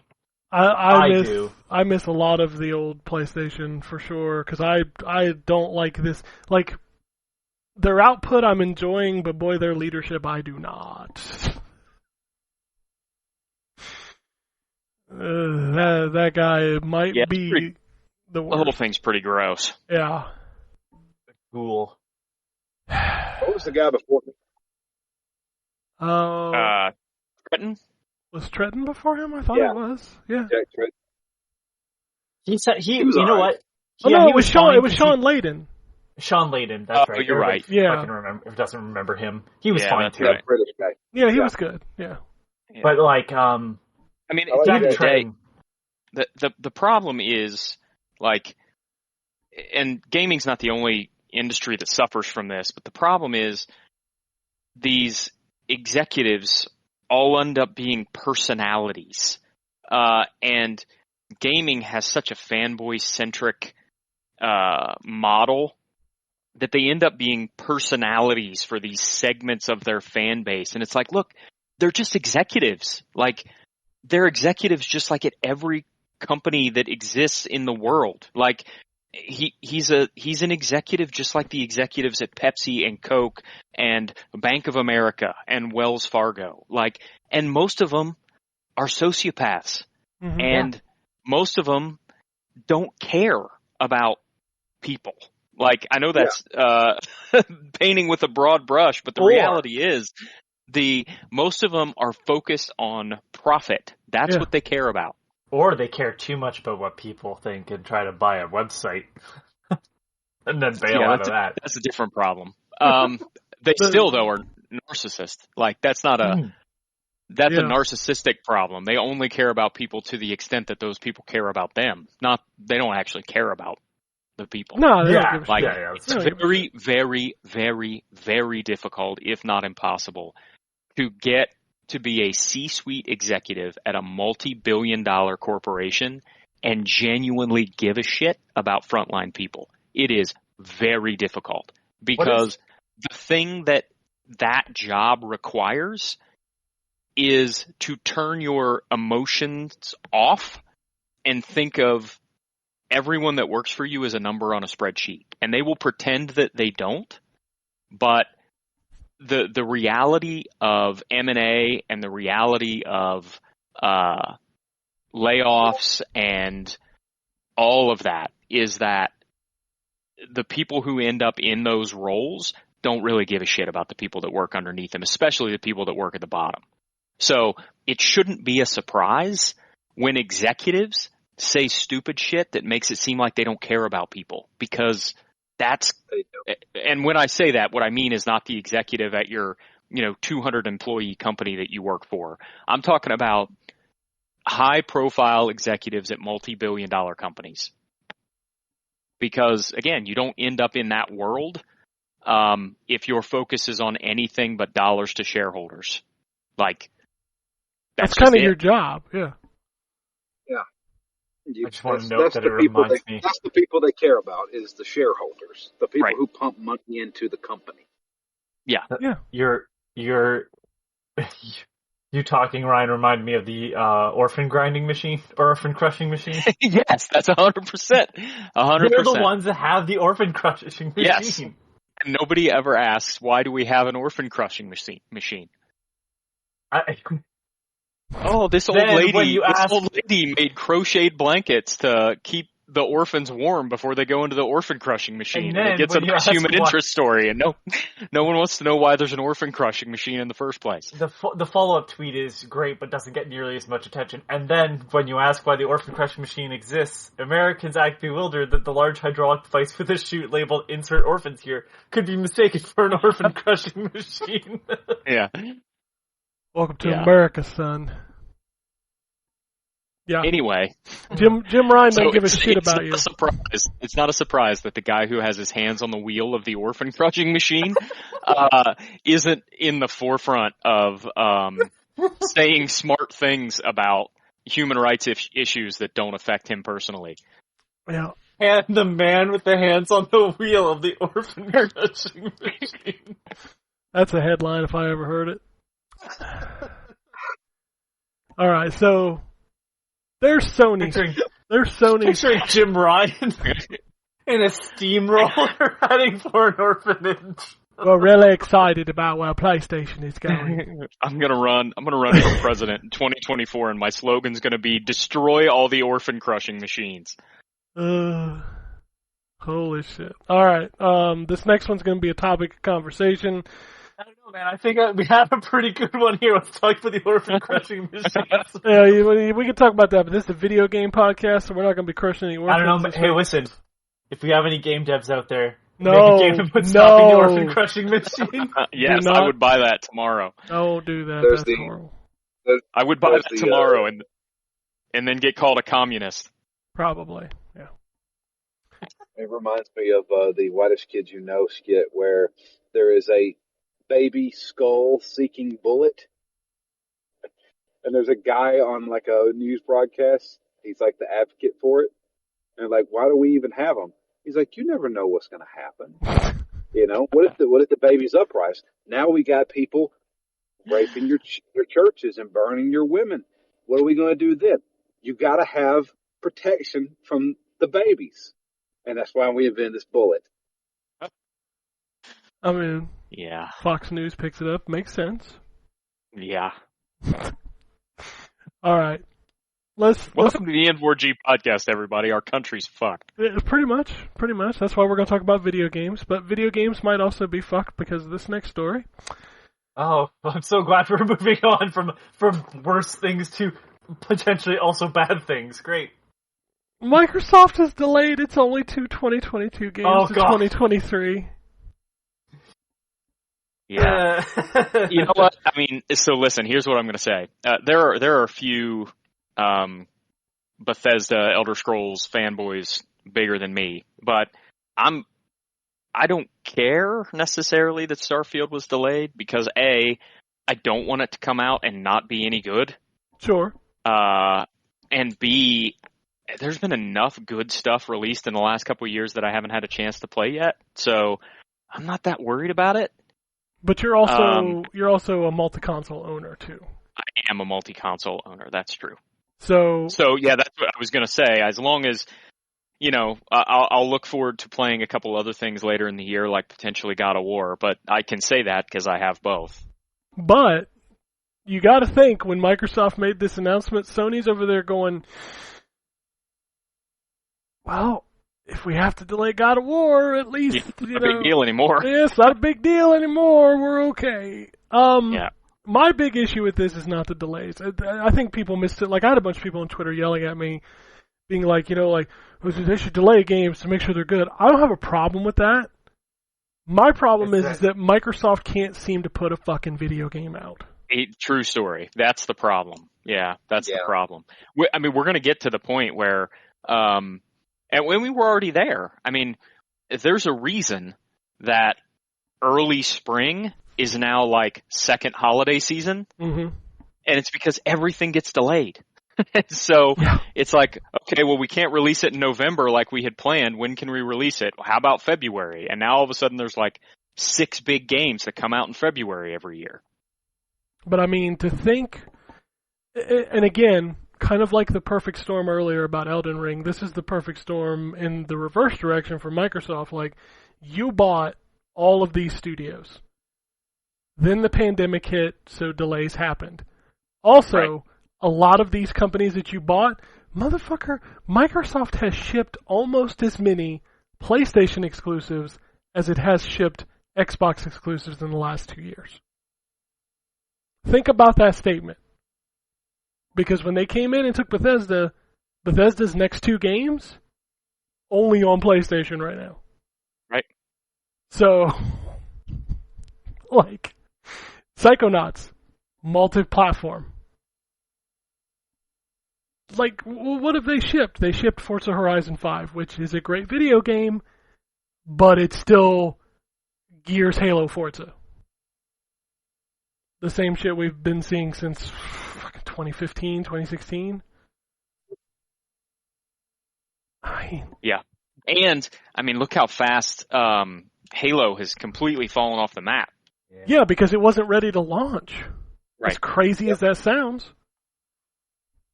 Yep. And listen, Infinite was a good game. Mm-hmm. But I mean, it has completely disappeared from the public consciousness. Oh, absolutely. Like, if you look at the reality is, it dropped from the public even though these 2 games could not be more different, it dropped from the public consciousness as soon as Elden Ring came out. Well, but not even then. 2 months before Elden Ring came out. It 100%. dropped from the public consciousness. Yeah, Elden Ring sucked the air out of the room for everybody. There's no doubt about that. But Halo is a game that should keep oxygen for at least 6 months. And that game was forgotten about by January. Yeah. And you want to know why it got forgotten about? The failures of Halo Infinite don't even belong exclusively to Halo Infinite. The reason it got forgotten about is because they took way too long between Halo games, and the 2 they put out before Halo Infinite sucked. And so nobody looked at Halo as the primary multiplayer shooter anymore, and they couldn't bring them back. That's it. And they're not going to bring them back now, releasing content every 6 months. Exactly. I'm going to actually expand upon that though, Ryan, and say that the other issue is here they're going, here's the end of the Redeemer saga, right? Whatever it was called. I think it was a Redeemer saga. And oh yeah, you had to actually play all the other shit that was released in between to understand what the fuck was going on. And it's just like, well, this isn't a trilogy then, guys. As soon as there's more than 3 things, it's not a trilogy. Like, yeah.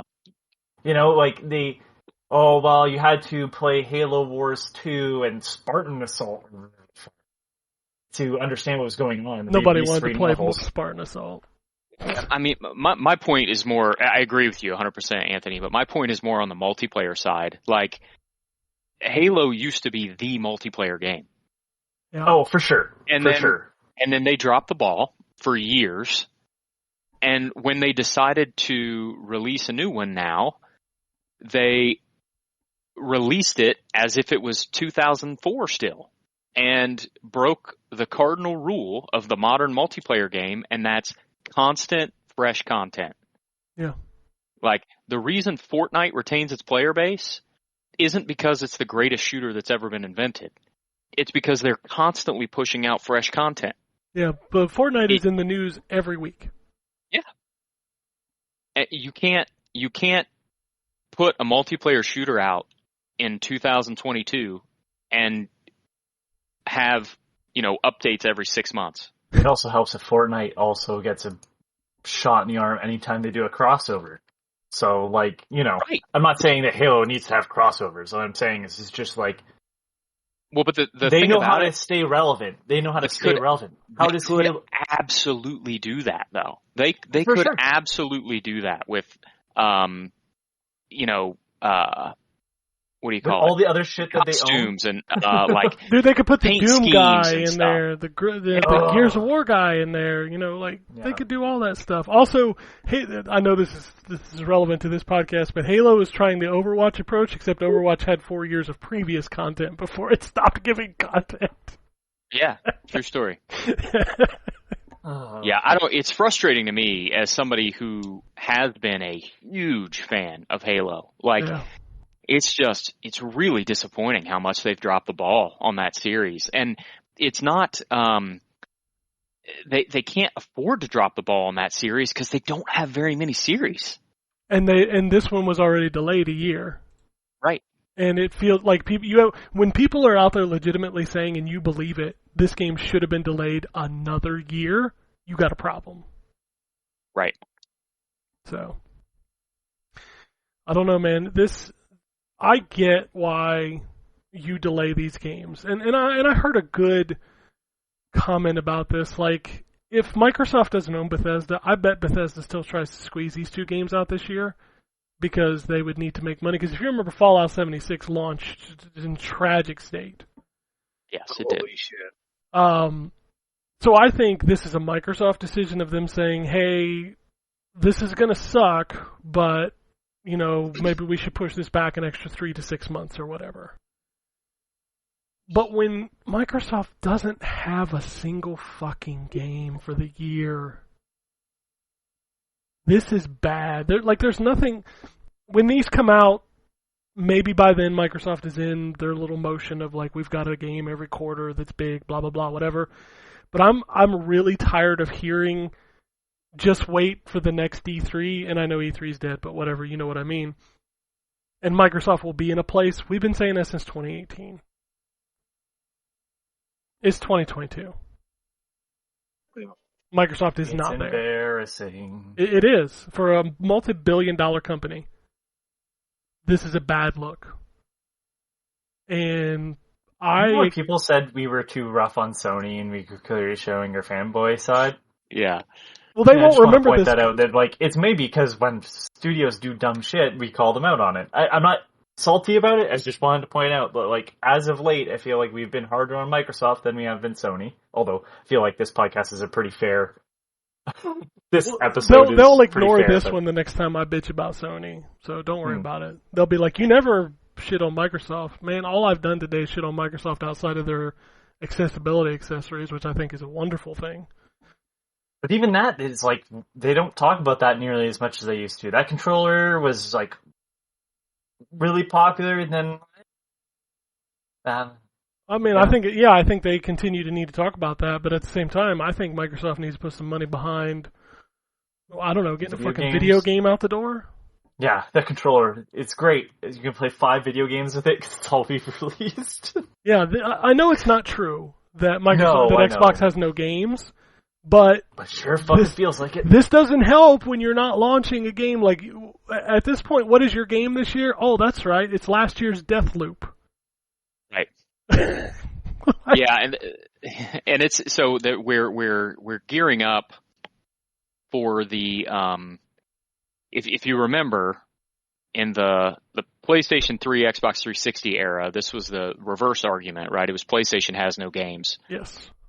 Because stuff kept getting delayed and the stuff that they put out wasn't that great. And what ended up happening towards the end of that generation is you ended up with a nice sort of pocket of good games all at once. Mm-hmm.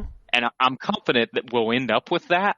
Sure. But it sure doesn't feel good right now, especially for people that only have one system. Like, it's easy for me to say, well, you know what, it's fine. I'm confident that eventually there'll be 1 year for Microsoft where they have 6 exclusive games that I want to play. But that doesn't help people who only own an Xbox right now. No, and I feel like this is going to stagnate Game Pass. Oh yeah, there will be no growth over the next 6 months because why the fuck would anybody subscribe to this without those big games? And granted, they're going to have some third-party stuff. There ain't no doubt in my mind. But what? What game are they going to go get? It ain't going to be Call of Duty because Call of Duty, funny enough, is still... this is the antithesis of Microsoft's problem. They're buying Call of Duty, but Call of Duty is still in contract to PlayStation, so PlayStation will have the marketing for Call of Duty this fall. Yep. I still think that the most likely next big game that they'll add to Game Pass is probably Cyberpunk. And that's not... that game's 2 years old now. And you could buy it for $5 at Best Buy. Right. So how is that it's a big game to get into Game Pass, but who who didn't buy it for $5. Right. So, and that's cheaper than a month subscription. Go ahead, Drew. I said, or $60 like me on day same. one. I bought it day one too. Same. Yeah. Yeah. Yeah, no, there's no doubt about it. But like, what third-party game that's new? Like, what is their new third-party game they'd get this year for Game Pass to kind of build subscriptions? Yeah, I don't know. Yeah, I mean the big one that they could get that would make me happy, and along with the other people, would be Elden Ring. But that game sold so well, I don't know why From would agree to put it in Game Pass. At least not yet. Not till maybe the holiday season. I couldn't see that game in Game Pass till next spring, which by then we got Starfield. So, right. What's the point? Or you hope we have Starfield. I mean, you should, but you're right. You hope. And then there's all this talk like, well, Forza 8's coming out this year. I'm like, where? I haven't even seen that game. Yeah, and I mean... It's also Forza Gears Halo again. Yeah, and it's also Forza. I mean, people just don't care as much about Forza, I don't think, as... No. Some people seem to think that they do. People hate it when you say this, but Forza and Gran Turismo are niche games. They 100% are. They sell a couple million copies. That's about it. That's good, but they're not for everybody. I know one person in the world who bought a system for Forza and Gran Turismo. Like one person. Yeah, that's a niche thing. Yeah. Most people aren't buying systems for those games. No, not at all. People absolutely would buy systems for Starfield. Oh yeah. So here's the bigger question. Will there be anything at all in the Xbox Bethesda showcase that will actually come out in 2022? Deathloop. I doubt Deathloop is in that showcase because of the contract. Oh, good point. Yeah, they probably can't do that yet. Yeah. I think that rumored Gears Chief Collection, maybe. And the only other thing I can think of that's filler. Absolutely, but you're asking if there's anything they could announce that would be out this year. There's that, and the only other thing I can think of is that rumored GoldenEye remake.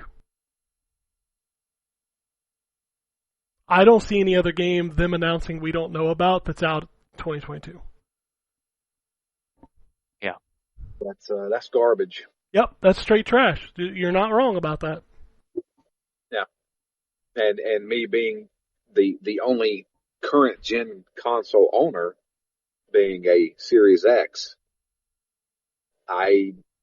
granted I don't buy too many brand new games, but I was going to buy Starfield when it came out. Well, you would play it because you have Game Pass. You wouldn't have to buy it. Yeah. Yeah, you know what I mean. I would definitely be playing it, but if there's nothing there, I don't know. What's going to end up happening? Probably when Starfield was supposed to come out, I'll probably end up be playing Yakuza Like a Dragon because I think we'll be there at that point. Yeah. And here's the thing: you can make that argument that Sony's only got God of War, and that's probably going to get delayed. But they had Horizon already. But that's what I'm saying. That's what I was going to say is they've already put out Miles Morales, Returnal, Dark Souls Remastered, Ratchet and Clank, Horizon Forbidden West. That's a lot in 2 years. What has Microsoft put out? Fucking Forza Horizon 5 and Halo Infinite? Yeah. I don't know, man. Yeah, it's definitely so I'm not saying this because I agree with it, but it makes it so much easier for Sony to continue to say the things that they've been saying to justify not investing in a Game Pass equivalent, which is basically we want to put money behind our studios. That's why we don't that's why we're not planning on putting day one launch games into our system, or into our, whatever they call it, PlayStation Plus or whatever the hell it's called. Plus premium. Plus premium. We're not going to put day one releases in there because we want the studios to get the money because we believe in investing in their future development. It's like, well, guess what? All it does is make it easier for them to say that when you can't release a fucking first-party game to save your life. Yeah. All those studio acquisitions and all they have to show for it is fucking bleeding edge. We're not going to put money into the PlayStation PP, guys. You got to put it into PP. Can we please start calling it PlayStation PP? I'm fine with that. When was Fucking Forza forget Horizon about Bleeding 5? Edge. Everybody forgot about bleeding edge. I don't even know what Bleeding Edge is. It was that and I own an Ninja Theory Overwatch clone. Oh, okay. It was hot for like half a day. What was that, Drew? When was Forza Horizon 5? November, right? Yeah, November. Yeah, November last 4th. year. Yeah. So that officially, Microsoft is not going to release any large title exclusively this year. No. Halo was Yeah. the last game, which was in December. They will not have... All these fucking studios, not one has made a fucking game. Nope. They've certainly announced a lot. They But won't let us say. No, there were games already in development, not under Microsoft's control. That's not like fair statement to make. Wasteland came out, Outer Worlds came out. These are all studios that Microsoft now owns. Psychonauts 2 came out. Bethesda had deals with PlayStation, so their last two games were only on PlayStation. Who else did they buy? Ninja Theory, which Hellblade 2, who the fuck knows when that's coming out. God, who else did they buy? Activision thing's not final, probably won't be till next year.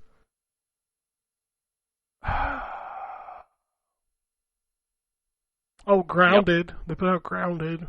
Grounded's not really out yet, but at least it's something. Yeah, it's something. Something. Whew. Microsoft owns a shitload of studios, and the Compulsion guys haven't made a game since We Happy Few, and let's be fair about that. But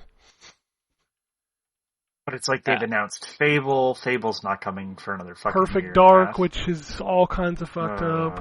Yeah. I don't know if that's ever going to happen at this point.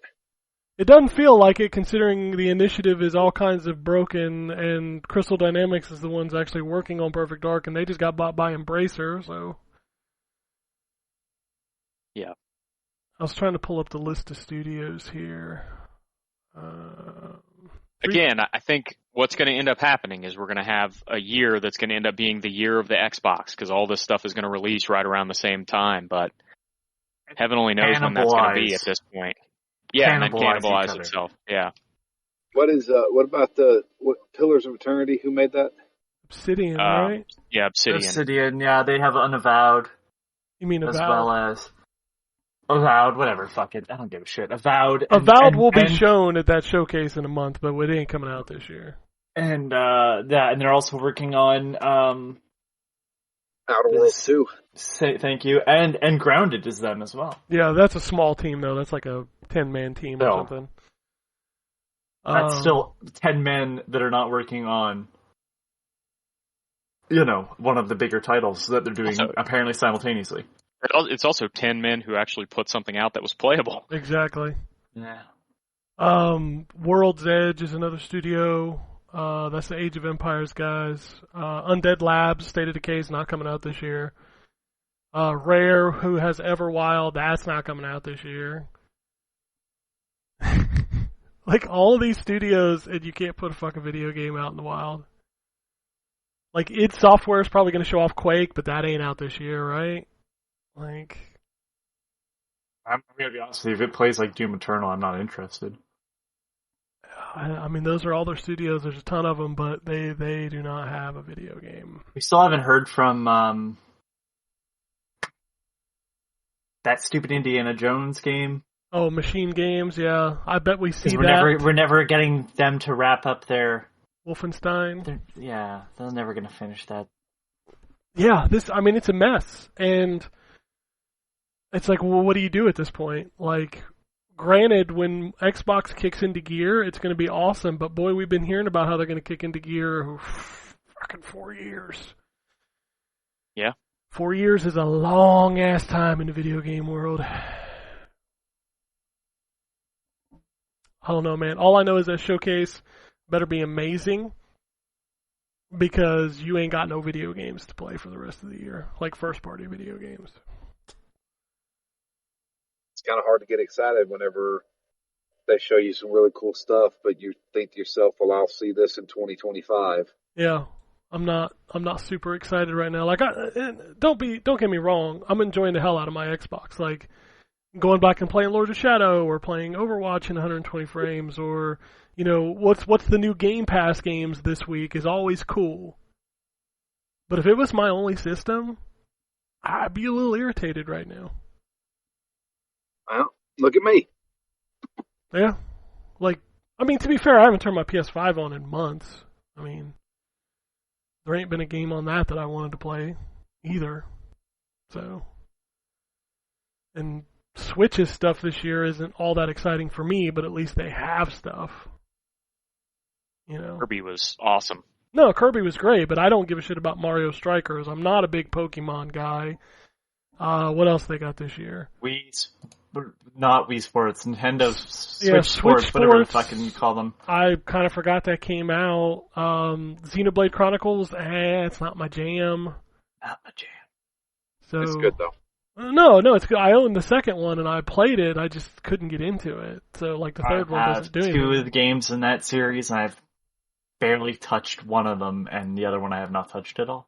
Microsoft, like, the Xbox games I'm excited for, like, I want to play Perfect Dark, I want to play Fable, I want to play Starfield, but But you can't. I can't, man.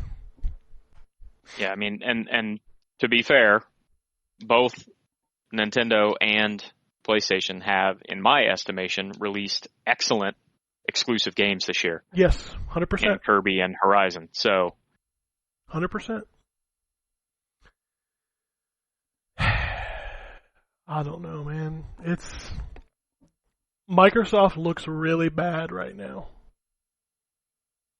And to keep people excited and here's the other thing, to keep people subscribed to Game Pass, they better have a hell of a lot of shit to show off in less than 30 days. So.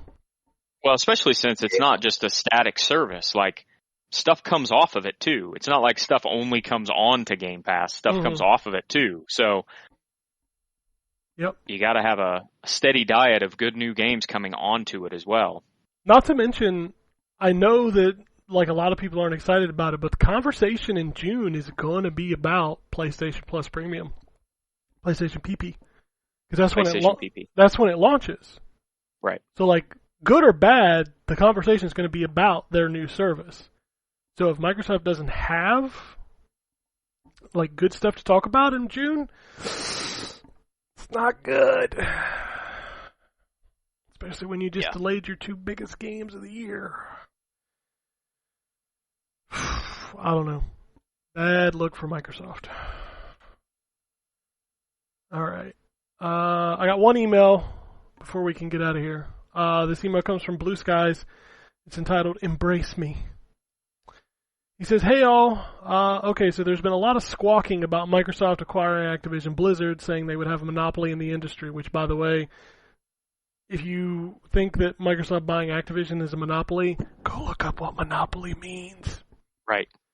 Yet a company like the Embracer Group, a Swedish conglomerate, has over 100 game studios and over 12,000 employees, yet no one screams about that. I understand that there are U.S. laws, but wouldn't it be better for an American company to purchase the company than a foreign conglomerate? It also seems that a lot of the squawking are from Sony ponies who are just mad that Call of Duty and other games will become exclusive, and they are still butthurt about all the Bethesda games being exclusive. But apparently it's okay to purchase Sucker Punch, Insomniac, and Bungie, among lots of others. And it's pretty certain that multiplayer-centric games like COD will stay multi-platform, while single-player games like Starfield and Elder Scrolls 6 will be exclusive to Xbox. So it doesn't make sense why this MS purchase of Activision would be blocked from happening. is good for the U.S. game industry and America as a whole. And here's a hint. Get a Series S, Series X, PC, Steam Deck, or soon a Samsung TV, which will have Game Pass cloud gaming on it. Problem solved. Quit whining. That is all. So one, go ahead. I don't like the aspect of, isn't it better for an American conglomerate to own everything? When no, not at all. Like, first of all, Embracer Group is like Swedish or fucking. I want to know Norwegian. the story of the Embracer Group. Like, I want to know the dude that runs that or something. So give me 1 second. Swedish, they're Swedish, Okay. and I believe. That dude got a lot of money. Yeah, so Embracer Group was Nordic Games. Yeah. And the reason why it's called Embracer Group now is because at one point when Nordic Games became... So there's two Nordic Games, essentially. There was the Nordic Games, the publisher, and then there was Nordic Games, the parent company. It's kind of like how Facebook is a product but also a company, so they've changed their name to Meta, but they're still Facebook. What happened was they bought THQ, right? And they were like, we're THQ Nordic. Except that, like, their main company and their, like, the parent company and then the publisher were both THQ Nordic. So they were like, nah, it's not going to work. So they became Embracer Group, and THQ Nordic still exists as the publisher. And if I'm correct, I just want to see. Yeah, Swedish entrepreneur Lars Wingfors. I'm sorry, I'm pronouncing that name wrong. But yeah, I can't do Swede. He made his money elsewhere and then bought he was 16 when he established Nordic Games. Jesus Christ. Holy shit, I didn't realize he was that young of a guy. Anyways, he just bought rights to old video games and sold them and stuff, and realized that there was some value in it and turned it into Nordic Games and then THQ Nordic as it became bigger. And I don't know, like, I get it. I trust this company more than that company, but I think Embracer has done a better job of being like, yeah, well, fuck it, we're gonna just put that out again. Like, because they're the reason why Sphinx and the Cursed Mummy got a reissue at all. It sold like who else 150 copies. But who else would have done that? Nobody would do that, exactly. Right, De Blob. That's why I'm finally excited that we might get a Legacy of Kain collection. Yes. Like, they're a weird company, and they also apparently have Asmodee, which is a board game. Sounds like an 80s company. rapper. Coffee Stain Studios, which is the Goat Simulator. It's Asmodee. They have a Coffee Stain, which is the Goat Simulator and Satisfactory guys. Yeah. They own Dark Horse, like the comic publisher. I thought you were going to say they own Darkness. They own Deca Games, which is they own Easy Brain. I don't know that. Gearbox, Koch Media, Saber Interactive, and THQ Nordic. Those are the different companies underneath them. And it's like, I get it. Like, conglomerates, I wouldn't trust them, but like, I don't look at them and go, well, this one's from there, and I don't trust them. I don't trust the only any reason of them. why The only reason why I understand when people are worried about Chinese companies is because Chinese companies, the way you have to operate in China is that the country, the state, has a hold on your company. So they have partial ownership. So that's a bit concerning. I understand that. But, like, I don't see how an American company automatically makes them better. And then, personally, like, Embracer has done a better job of at least keeping older properties alive and playable than Embracer's anybody at least else. put out a fucking video game in 2022. That too. You know, like, they're the guys that were like, yeah, this SpongeBob game, people like it. They decided, no, we're not going to just reissue it, we're going to remake it. We're gonna rehydrate this bitch. Rehydrate it, yeah. And then they were like, and it did well enough, so we're making a sequel. No, Like, I get it. You know, I get it. It's a very personal thing for me because I enjoy the shit they put out, but like they also are the company that goes, yeah, games we're gonna charge you what we think they're worth. Like SpongeBob came out and was $30 or whatever. Elex is another one that they publish. I know it's not everybody's cup of tea. I think it's got a bit of too much jank in it, but like I heard they the never second put those, one was a fucking dumpster fire. but they never put them out for full price. They're like, it's not a full price game. Yeah, that was evident. And but what I'm saying is like no other publisher seems to do that. No, they wouldn't. Bow and Wonderworld was sold for full price. Oh, 100%, and it wasn't even worth half it. Yeah, so like I don't know. I see a company that understands the worth or the value of things a bit better there. So I'm never worried too much about Embracer grabbing stuff. Plus, they're also closer to Crystal Dynamics and all that shit. So, but, no, I'm not worried about Embracer. But conglomerations should not be trusted, regardless. Like tomorrow, Embracer Group might take the steering wheel from Jim Ryan on the orphan crushing machine. So. Yeah, but that would be a service to humanity. Yeah.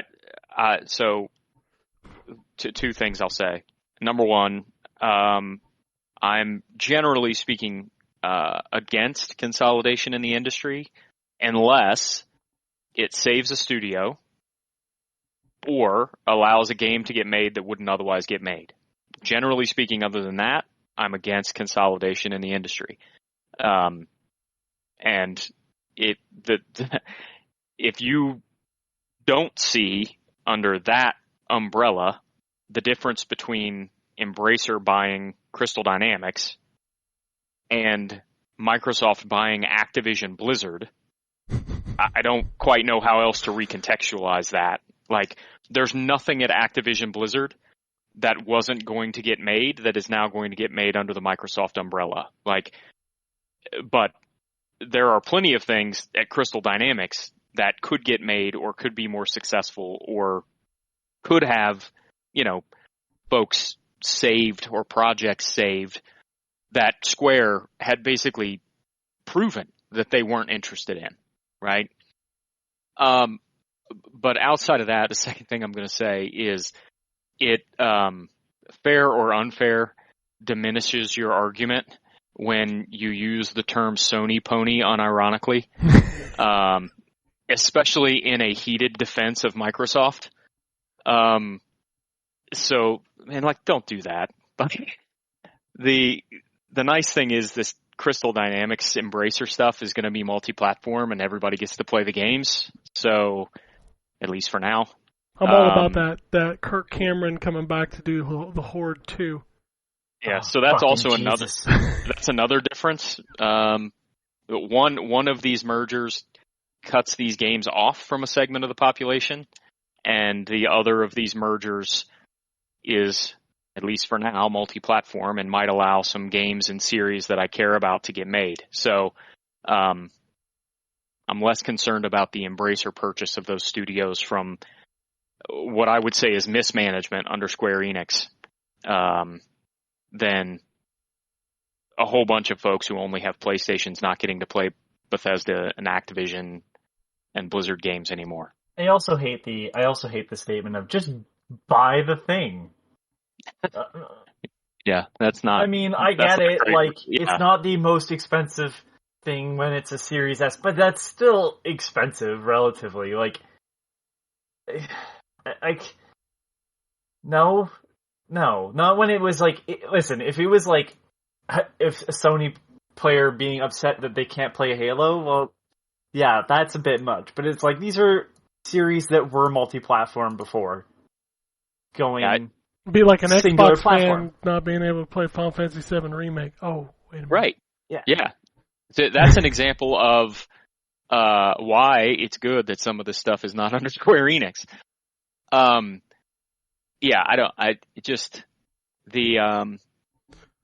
So the theme of this podcast since the very first episode has been to ditch the console war bullshit, and that more people being able to play more games is a good thing, and less people being able to play less games is a bad thing.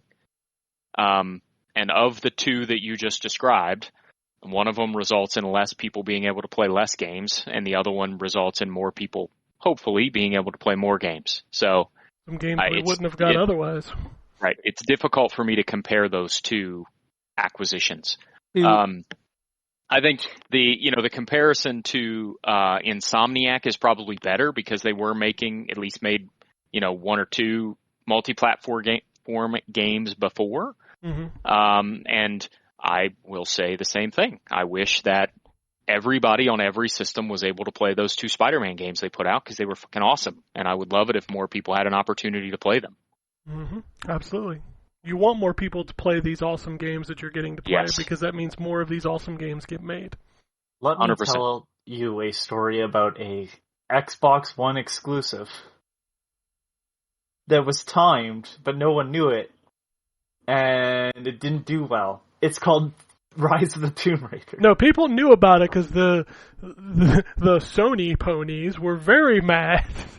Rightfully so. 100% Tomb Raider should not be on one console. Just like you know how terrified Xbox 360. Do you know how terrified I am of who is going to buy NetherRealm? 100%. Yeah, because that's always the risk there too. That series is going to get cut off. Yeah. Embracer, please God, Embracer. This is why I don't get upset when Embracer buys something because it's going to be everywhere. Right. Yeah. I don't want. Yeah. I am so tired of not just exclusive. Like acquisitions haven't caused as much as timed exclusives. Street Fighter V, Final Fantasy VII Remake. All of the Persona numbered games. Like, you're limiting your audience to one platform, and that is bad. Yeah. And those are third-party games, by the way. It's my issue, and the thing I was bringing up Tomb Raider, is like, if a game doesn't sell and it's an exclusive, that series might not continue. That's the reason why I don't take any pride or joy in people not being able to play video games. Unless you're at this point like the person that still wants Mario on other consoles, I can't help you there. We're not having that conversation. We're not getting Master Chief on PlayStation. Mario's not coming to Xbox. Let's get over that. But it's like, for smaller series, especially made from studios that aren't or weren't originally like a first-party studio, it sucks. Yeah. If you have the means, put it everywhere. Because whether or not you sell 5 copies on Xbox or 1 billion copies on PlayStation, more people are playing that game, and if your game is good, people are going to go look for it on the platform they own. That's how that works. So, there's a reason why during the, 6th generation, whatever PS3 and Xbox 360 was, they made Wii ports. Yeah. Wii ports! And they were bad, generally. They were bad video games, but they were available. Some of them were okay. Some of them were actually better. Call of Duty 3 on the Wii is one of the worst games I've ever played in my entire life, and I had to review that game. I remember those Call of Duty Wii games. Oof. It's just like, there's a reason why that happened, though, and that's because they want people to play the video games. Now, sometimes they were compromised. A lot of times they were compromised for the Wii. Some of them were their own experiences, but there's a reason why. It's also name recognition.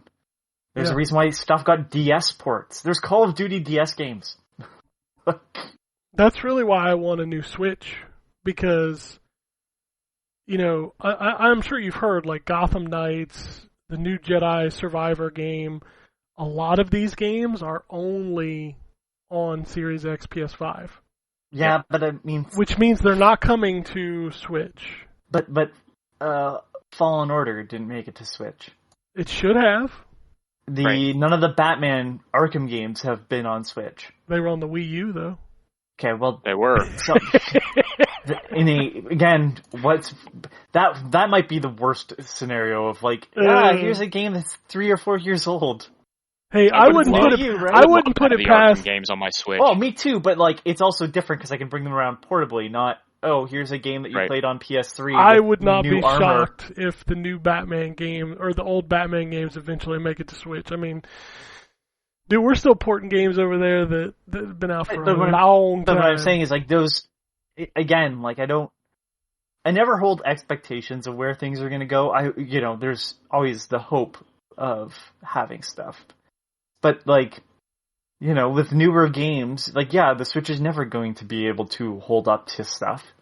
So with, maybe a new Switch helps, maybe it doesn't, though. Like, you know what I mean? Maybe won't be able to handle it.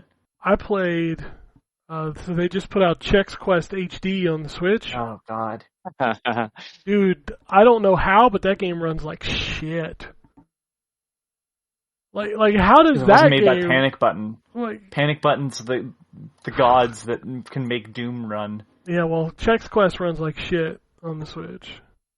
So I just played Dragon's Dogma yesterday on the Switch, and that plays very well. Or plays just fine, I'll say. Yeah. What did Panic Button... Panic Button is the ones that ported Star Wars Fallen Order, or Jedi Fallen Order, to PlayStation 5 and Xbox Series X. I mean, that game is better there, but, Yeah, they do, I'm just looking at all their ports. Holy shit.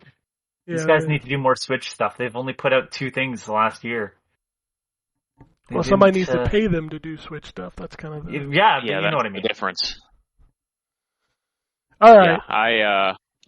Yeah, can we seg off of that conversation, by the way, long enough for me to say that I am not at all impressed with what I've seen from Gotham Knights. I think it'll be fine. I just don't... It's not something I'd get, excited about. I think that what they're doing with the story is so half-assed. In that it's like they want... I still see people confused as to whether it's a sequel to the Arkham games or not. Like, if you look on Twitter at the reaction to that trailer they put out, half of the comments are like questions about whether it's an Arkhamverse sequel, and half the people saying yes and half the people saying no. And the reality is it's not. It's in a universe that happens to be pretty close to what happened at the end of Arkham Knight, but not the same. Like, it's just, they should have either, or what they really should have done is gone completely different and not tried to even be close to the Arkhamverse if they weren't going to be in that universe. That's number one. And number two, the gameplay doesn't look that great to me either. So I hate to say this. Do you know what that game looks like? What? A great Game Pass game. Yeah. Yeah. Because it's full on price too. It's $70 FYI. Fucking, and it's like only $90 here. Well, it's only $90. on Series X and PS5. It's not on Xbox One and PS4. It doesn't matter. It doesn't look that great. It's not like, I need a console for this. I'll just tell you, it's $70, and I look at it and I'm like, I'm not at all impressed with what I've seen from it so far. I also did think maybe it'll be good. I actually, I'm one of the people that actually really enjoyed Arkham Origins. I know a lot of people didn't like it compared to City and Asylum, but I enjoyed it. But man, I watched that gameplay and I'm like, this just doesn't look great. You know what it reminds me of? What? It reminds me of Baldur's Gate Dark Alliance. Oh, Jesus. Yeah, I mean, it's hard the for ultimate me to disagree Game Pass with you, though, game. Drew. Does it not? Does it not? It does. It does. And the one thing I noticed was like you've got Nightwing fighting the guys on the roof, and there's like 4 guys on this giant roof, so he's bouncing way across the damn thing to fight all of them because there's just not enough enemies. I don't know, man. I'm not into that one. We'll see. Maybe I would love to be proven wrong because I do love the Arkham games, but man, I am just not. I'm not seeing it with that game. I also didn't see anything that I went, oh my god, I need to play this with the Suicide Squad game.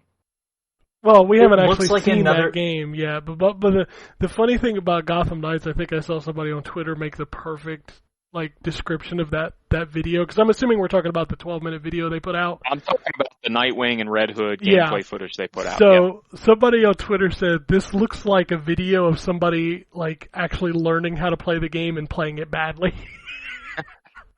Yeah, that's true too. Yeah, I'm just not. I'm not a fan. I'll be interested to see saw what some- that game does. And we saw some Suicide Squad gameplay. Did we? I I thought we had haven't- only seen like In the trailer. In the trailer? Oh my god, yeah. It's like a bunch of first-person shit. It's not first person though. I thought it was. No, it's No, third it's person. third person. Fucking, then maybe I didn't. I don't remember. I remember looking at that and they were showing the Flash and stuff. No, and I was that's like, man, I don't think this is very... that wasn't gameplay. I don't think we've actually. Let me hold on a second. Official gameplay trailer, yeah. I'm fucking looking at it. The Flash is in it. Sneaks up behind... Oh, you know what? I think I've... I don't. Yeah, know. it is third person. I remember why I thought it was first person. The beginning of the trailer starts off, you're seeing from the camera of Captain Boomerang, the phone Okay. or whatever. Okay. We haven't seen much of it. I don't. But it just like I don't have interest in having multiple characters with different powers. It just doesn't interest me, and it's just like I'm tired of this sort of stuff. But hey, look, Evil Dead seems to be popular right now, so. But like I I'm said about clearly that wrong. game, I will be interested to see how much legs that game has. I want to see if people are talking about it in June. Evil Dead? Yes. I don't think they will be, but I'm curious. I think that, I feel like a lot and of that I stuff hate. is- We talked about this last week, Anthony. How there are too many video games right now. Like stuff being delayed doesn't really bother me because there's 600 releases every week. I think this industry is in a weird spot where Game Pass actually helps games because it gives people a platform to play them without the huge upfront investment. But games like Evil Dead or, other stuff like that comes out that is required to have other people to play it with, I think those are the games that are going to suffer in the long run because, who's going to continuously play this game if it's not available on a PlayStation Plus or a Game Pass or something where there's enough players to play it? And I just wonder if we're at a weird place because there are too many games. We looked at it last week and we were looking up, N64 libraries and PlayStation 2 libraries and the Switch has dwarfed the past 3 generations combined. It's the lack of a monoculture because there's no limitations to what you can play. There's almost too much, and I get it. Everybody gets things that they want, but there's a bunch of shit that falls through the cracks. So there are no the word hidden gems doesn't exist for this generation anymore. There's just too much crap. Anything can be considered a hidden gem because it just can't get everyone because it's fighting against not 4 other titles in a week. It's competing against 50. So, yeah, a lot of shit's gonna fall through. Yeah. Because Ryan and Drew weren't on the podcast. The point was you're limited to what stores had for sale for consoles and what Blockbuster offered for rent. So people talked about the same video games, but that can't happen anymore, which, I see the benefits of that, but it's the lack of that also means that nothing can be as successful. It also gives players choice paralysis. I have it constantly. I have 30 streaming services, but I can never decide what to watch. So it's when I hear Elden Ring doing as well as it is, even though it's not for me, I'm I am glad that it is getting the attention that everybody says it deserves. I can't say that myself. I don't play it. I have zero interest in it. But it is surprising that a game can do that well. But I guess it also walked through games that didn't sell as well to get to that point, right? So it's Demon Souls didn't light the world on fire. Dark Souls did better. Dark Souls 2 did better.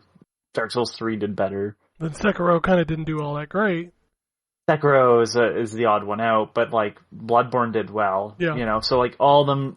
It was a slow step towards this point. So it isn't you can't just, I don't think you can just come out of the woodwork and be we're doing Elden Ring's numbers. No. either. So No. All right. That's kind of all I've got for this week. I know it's been a long show, so we'll wrap it up unless anybody has anything else in particular. I'm fucking done. If you want to follow us on Twitter, it's at N4G Podcast. If you want to shoot us an email, it's podcasts@ztgd.com. You can follow all of us on Twitter. Anthony's a Complacent Robot. I am a ZTGD. Drew is at DML Fury, and Ryan is at Wombat RP. You could check out Phoenix Down. Eventually, Drew and Matt will get into the AI, the Insomnium files at some point. Yes. It's probably not going to happen this week. Matt is going to be out of town. He is working on it.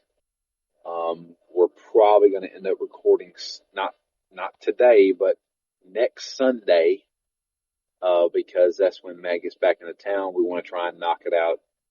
So this week, probably nothing, which is okay because I got a lot going on this week. But we will be doing AI, the Somnium Files soon. All right. Other than that, make sure to keep checking us out on that Spotify, that YouTube video that I work on that gets like 20 views. It's cool. Yeah.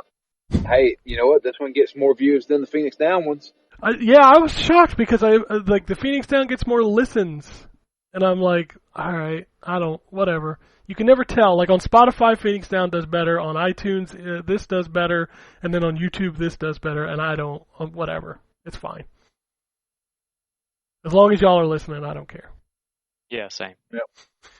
But that's it for this week. So if anybody has anything else, we'll get out of here. Peace. Alrighty. And it goes something like this. Epic fail.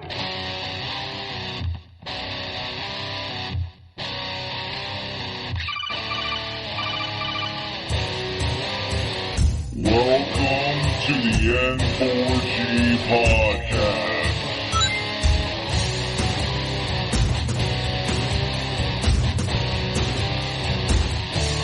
Oh, you can...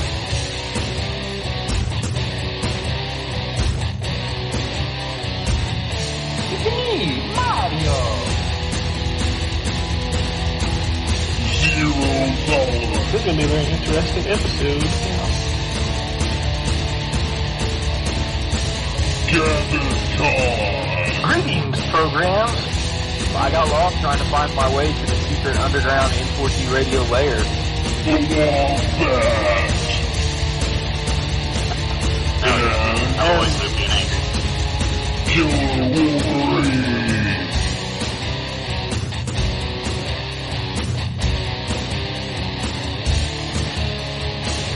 Play games, not consoles. No fanboys allowed. And then I killed the dragon. 8.0. Killed the dragon.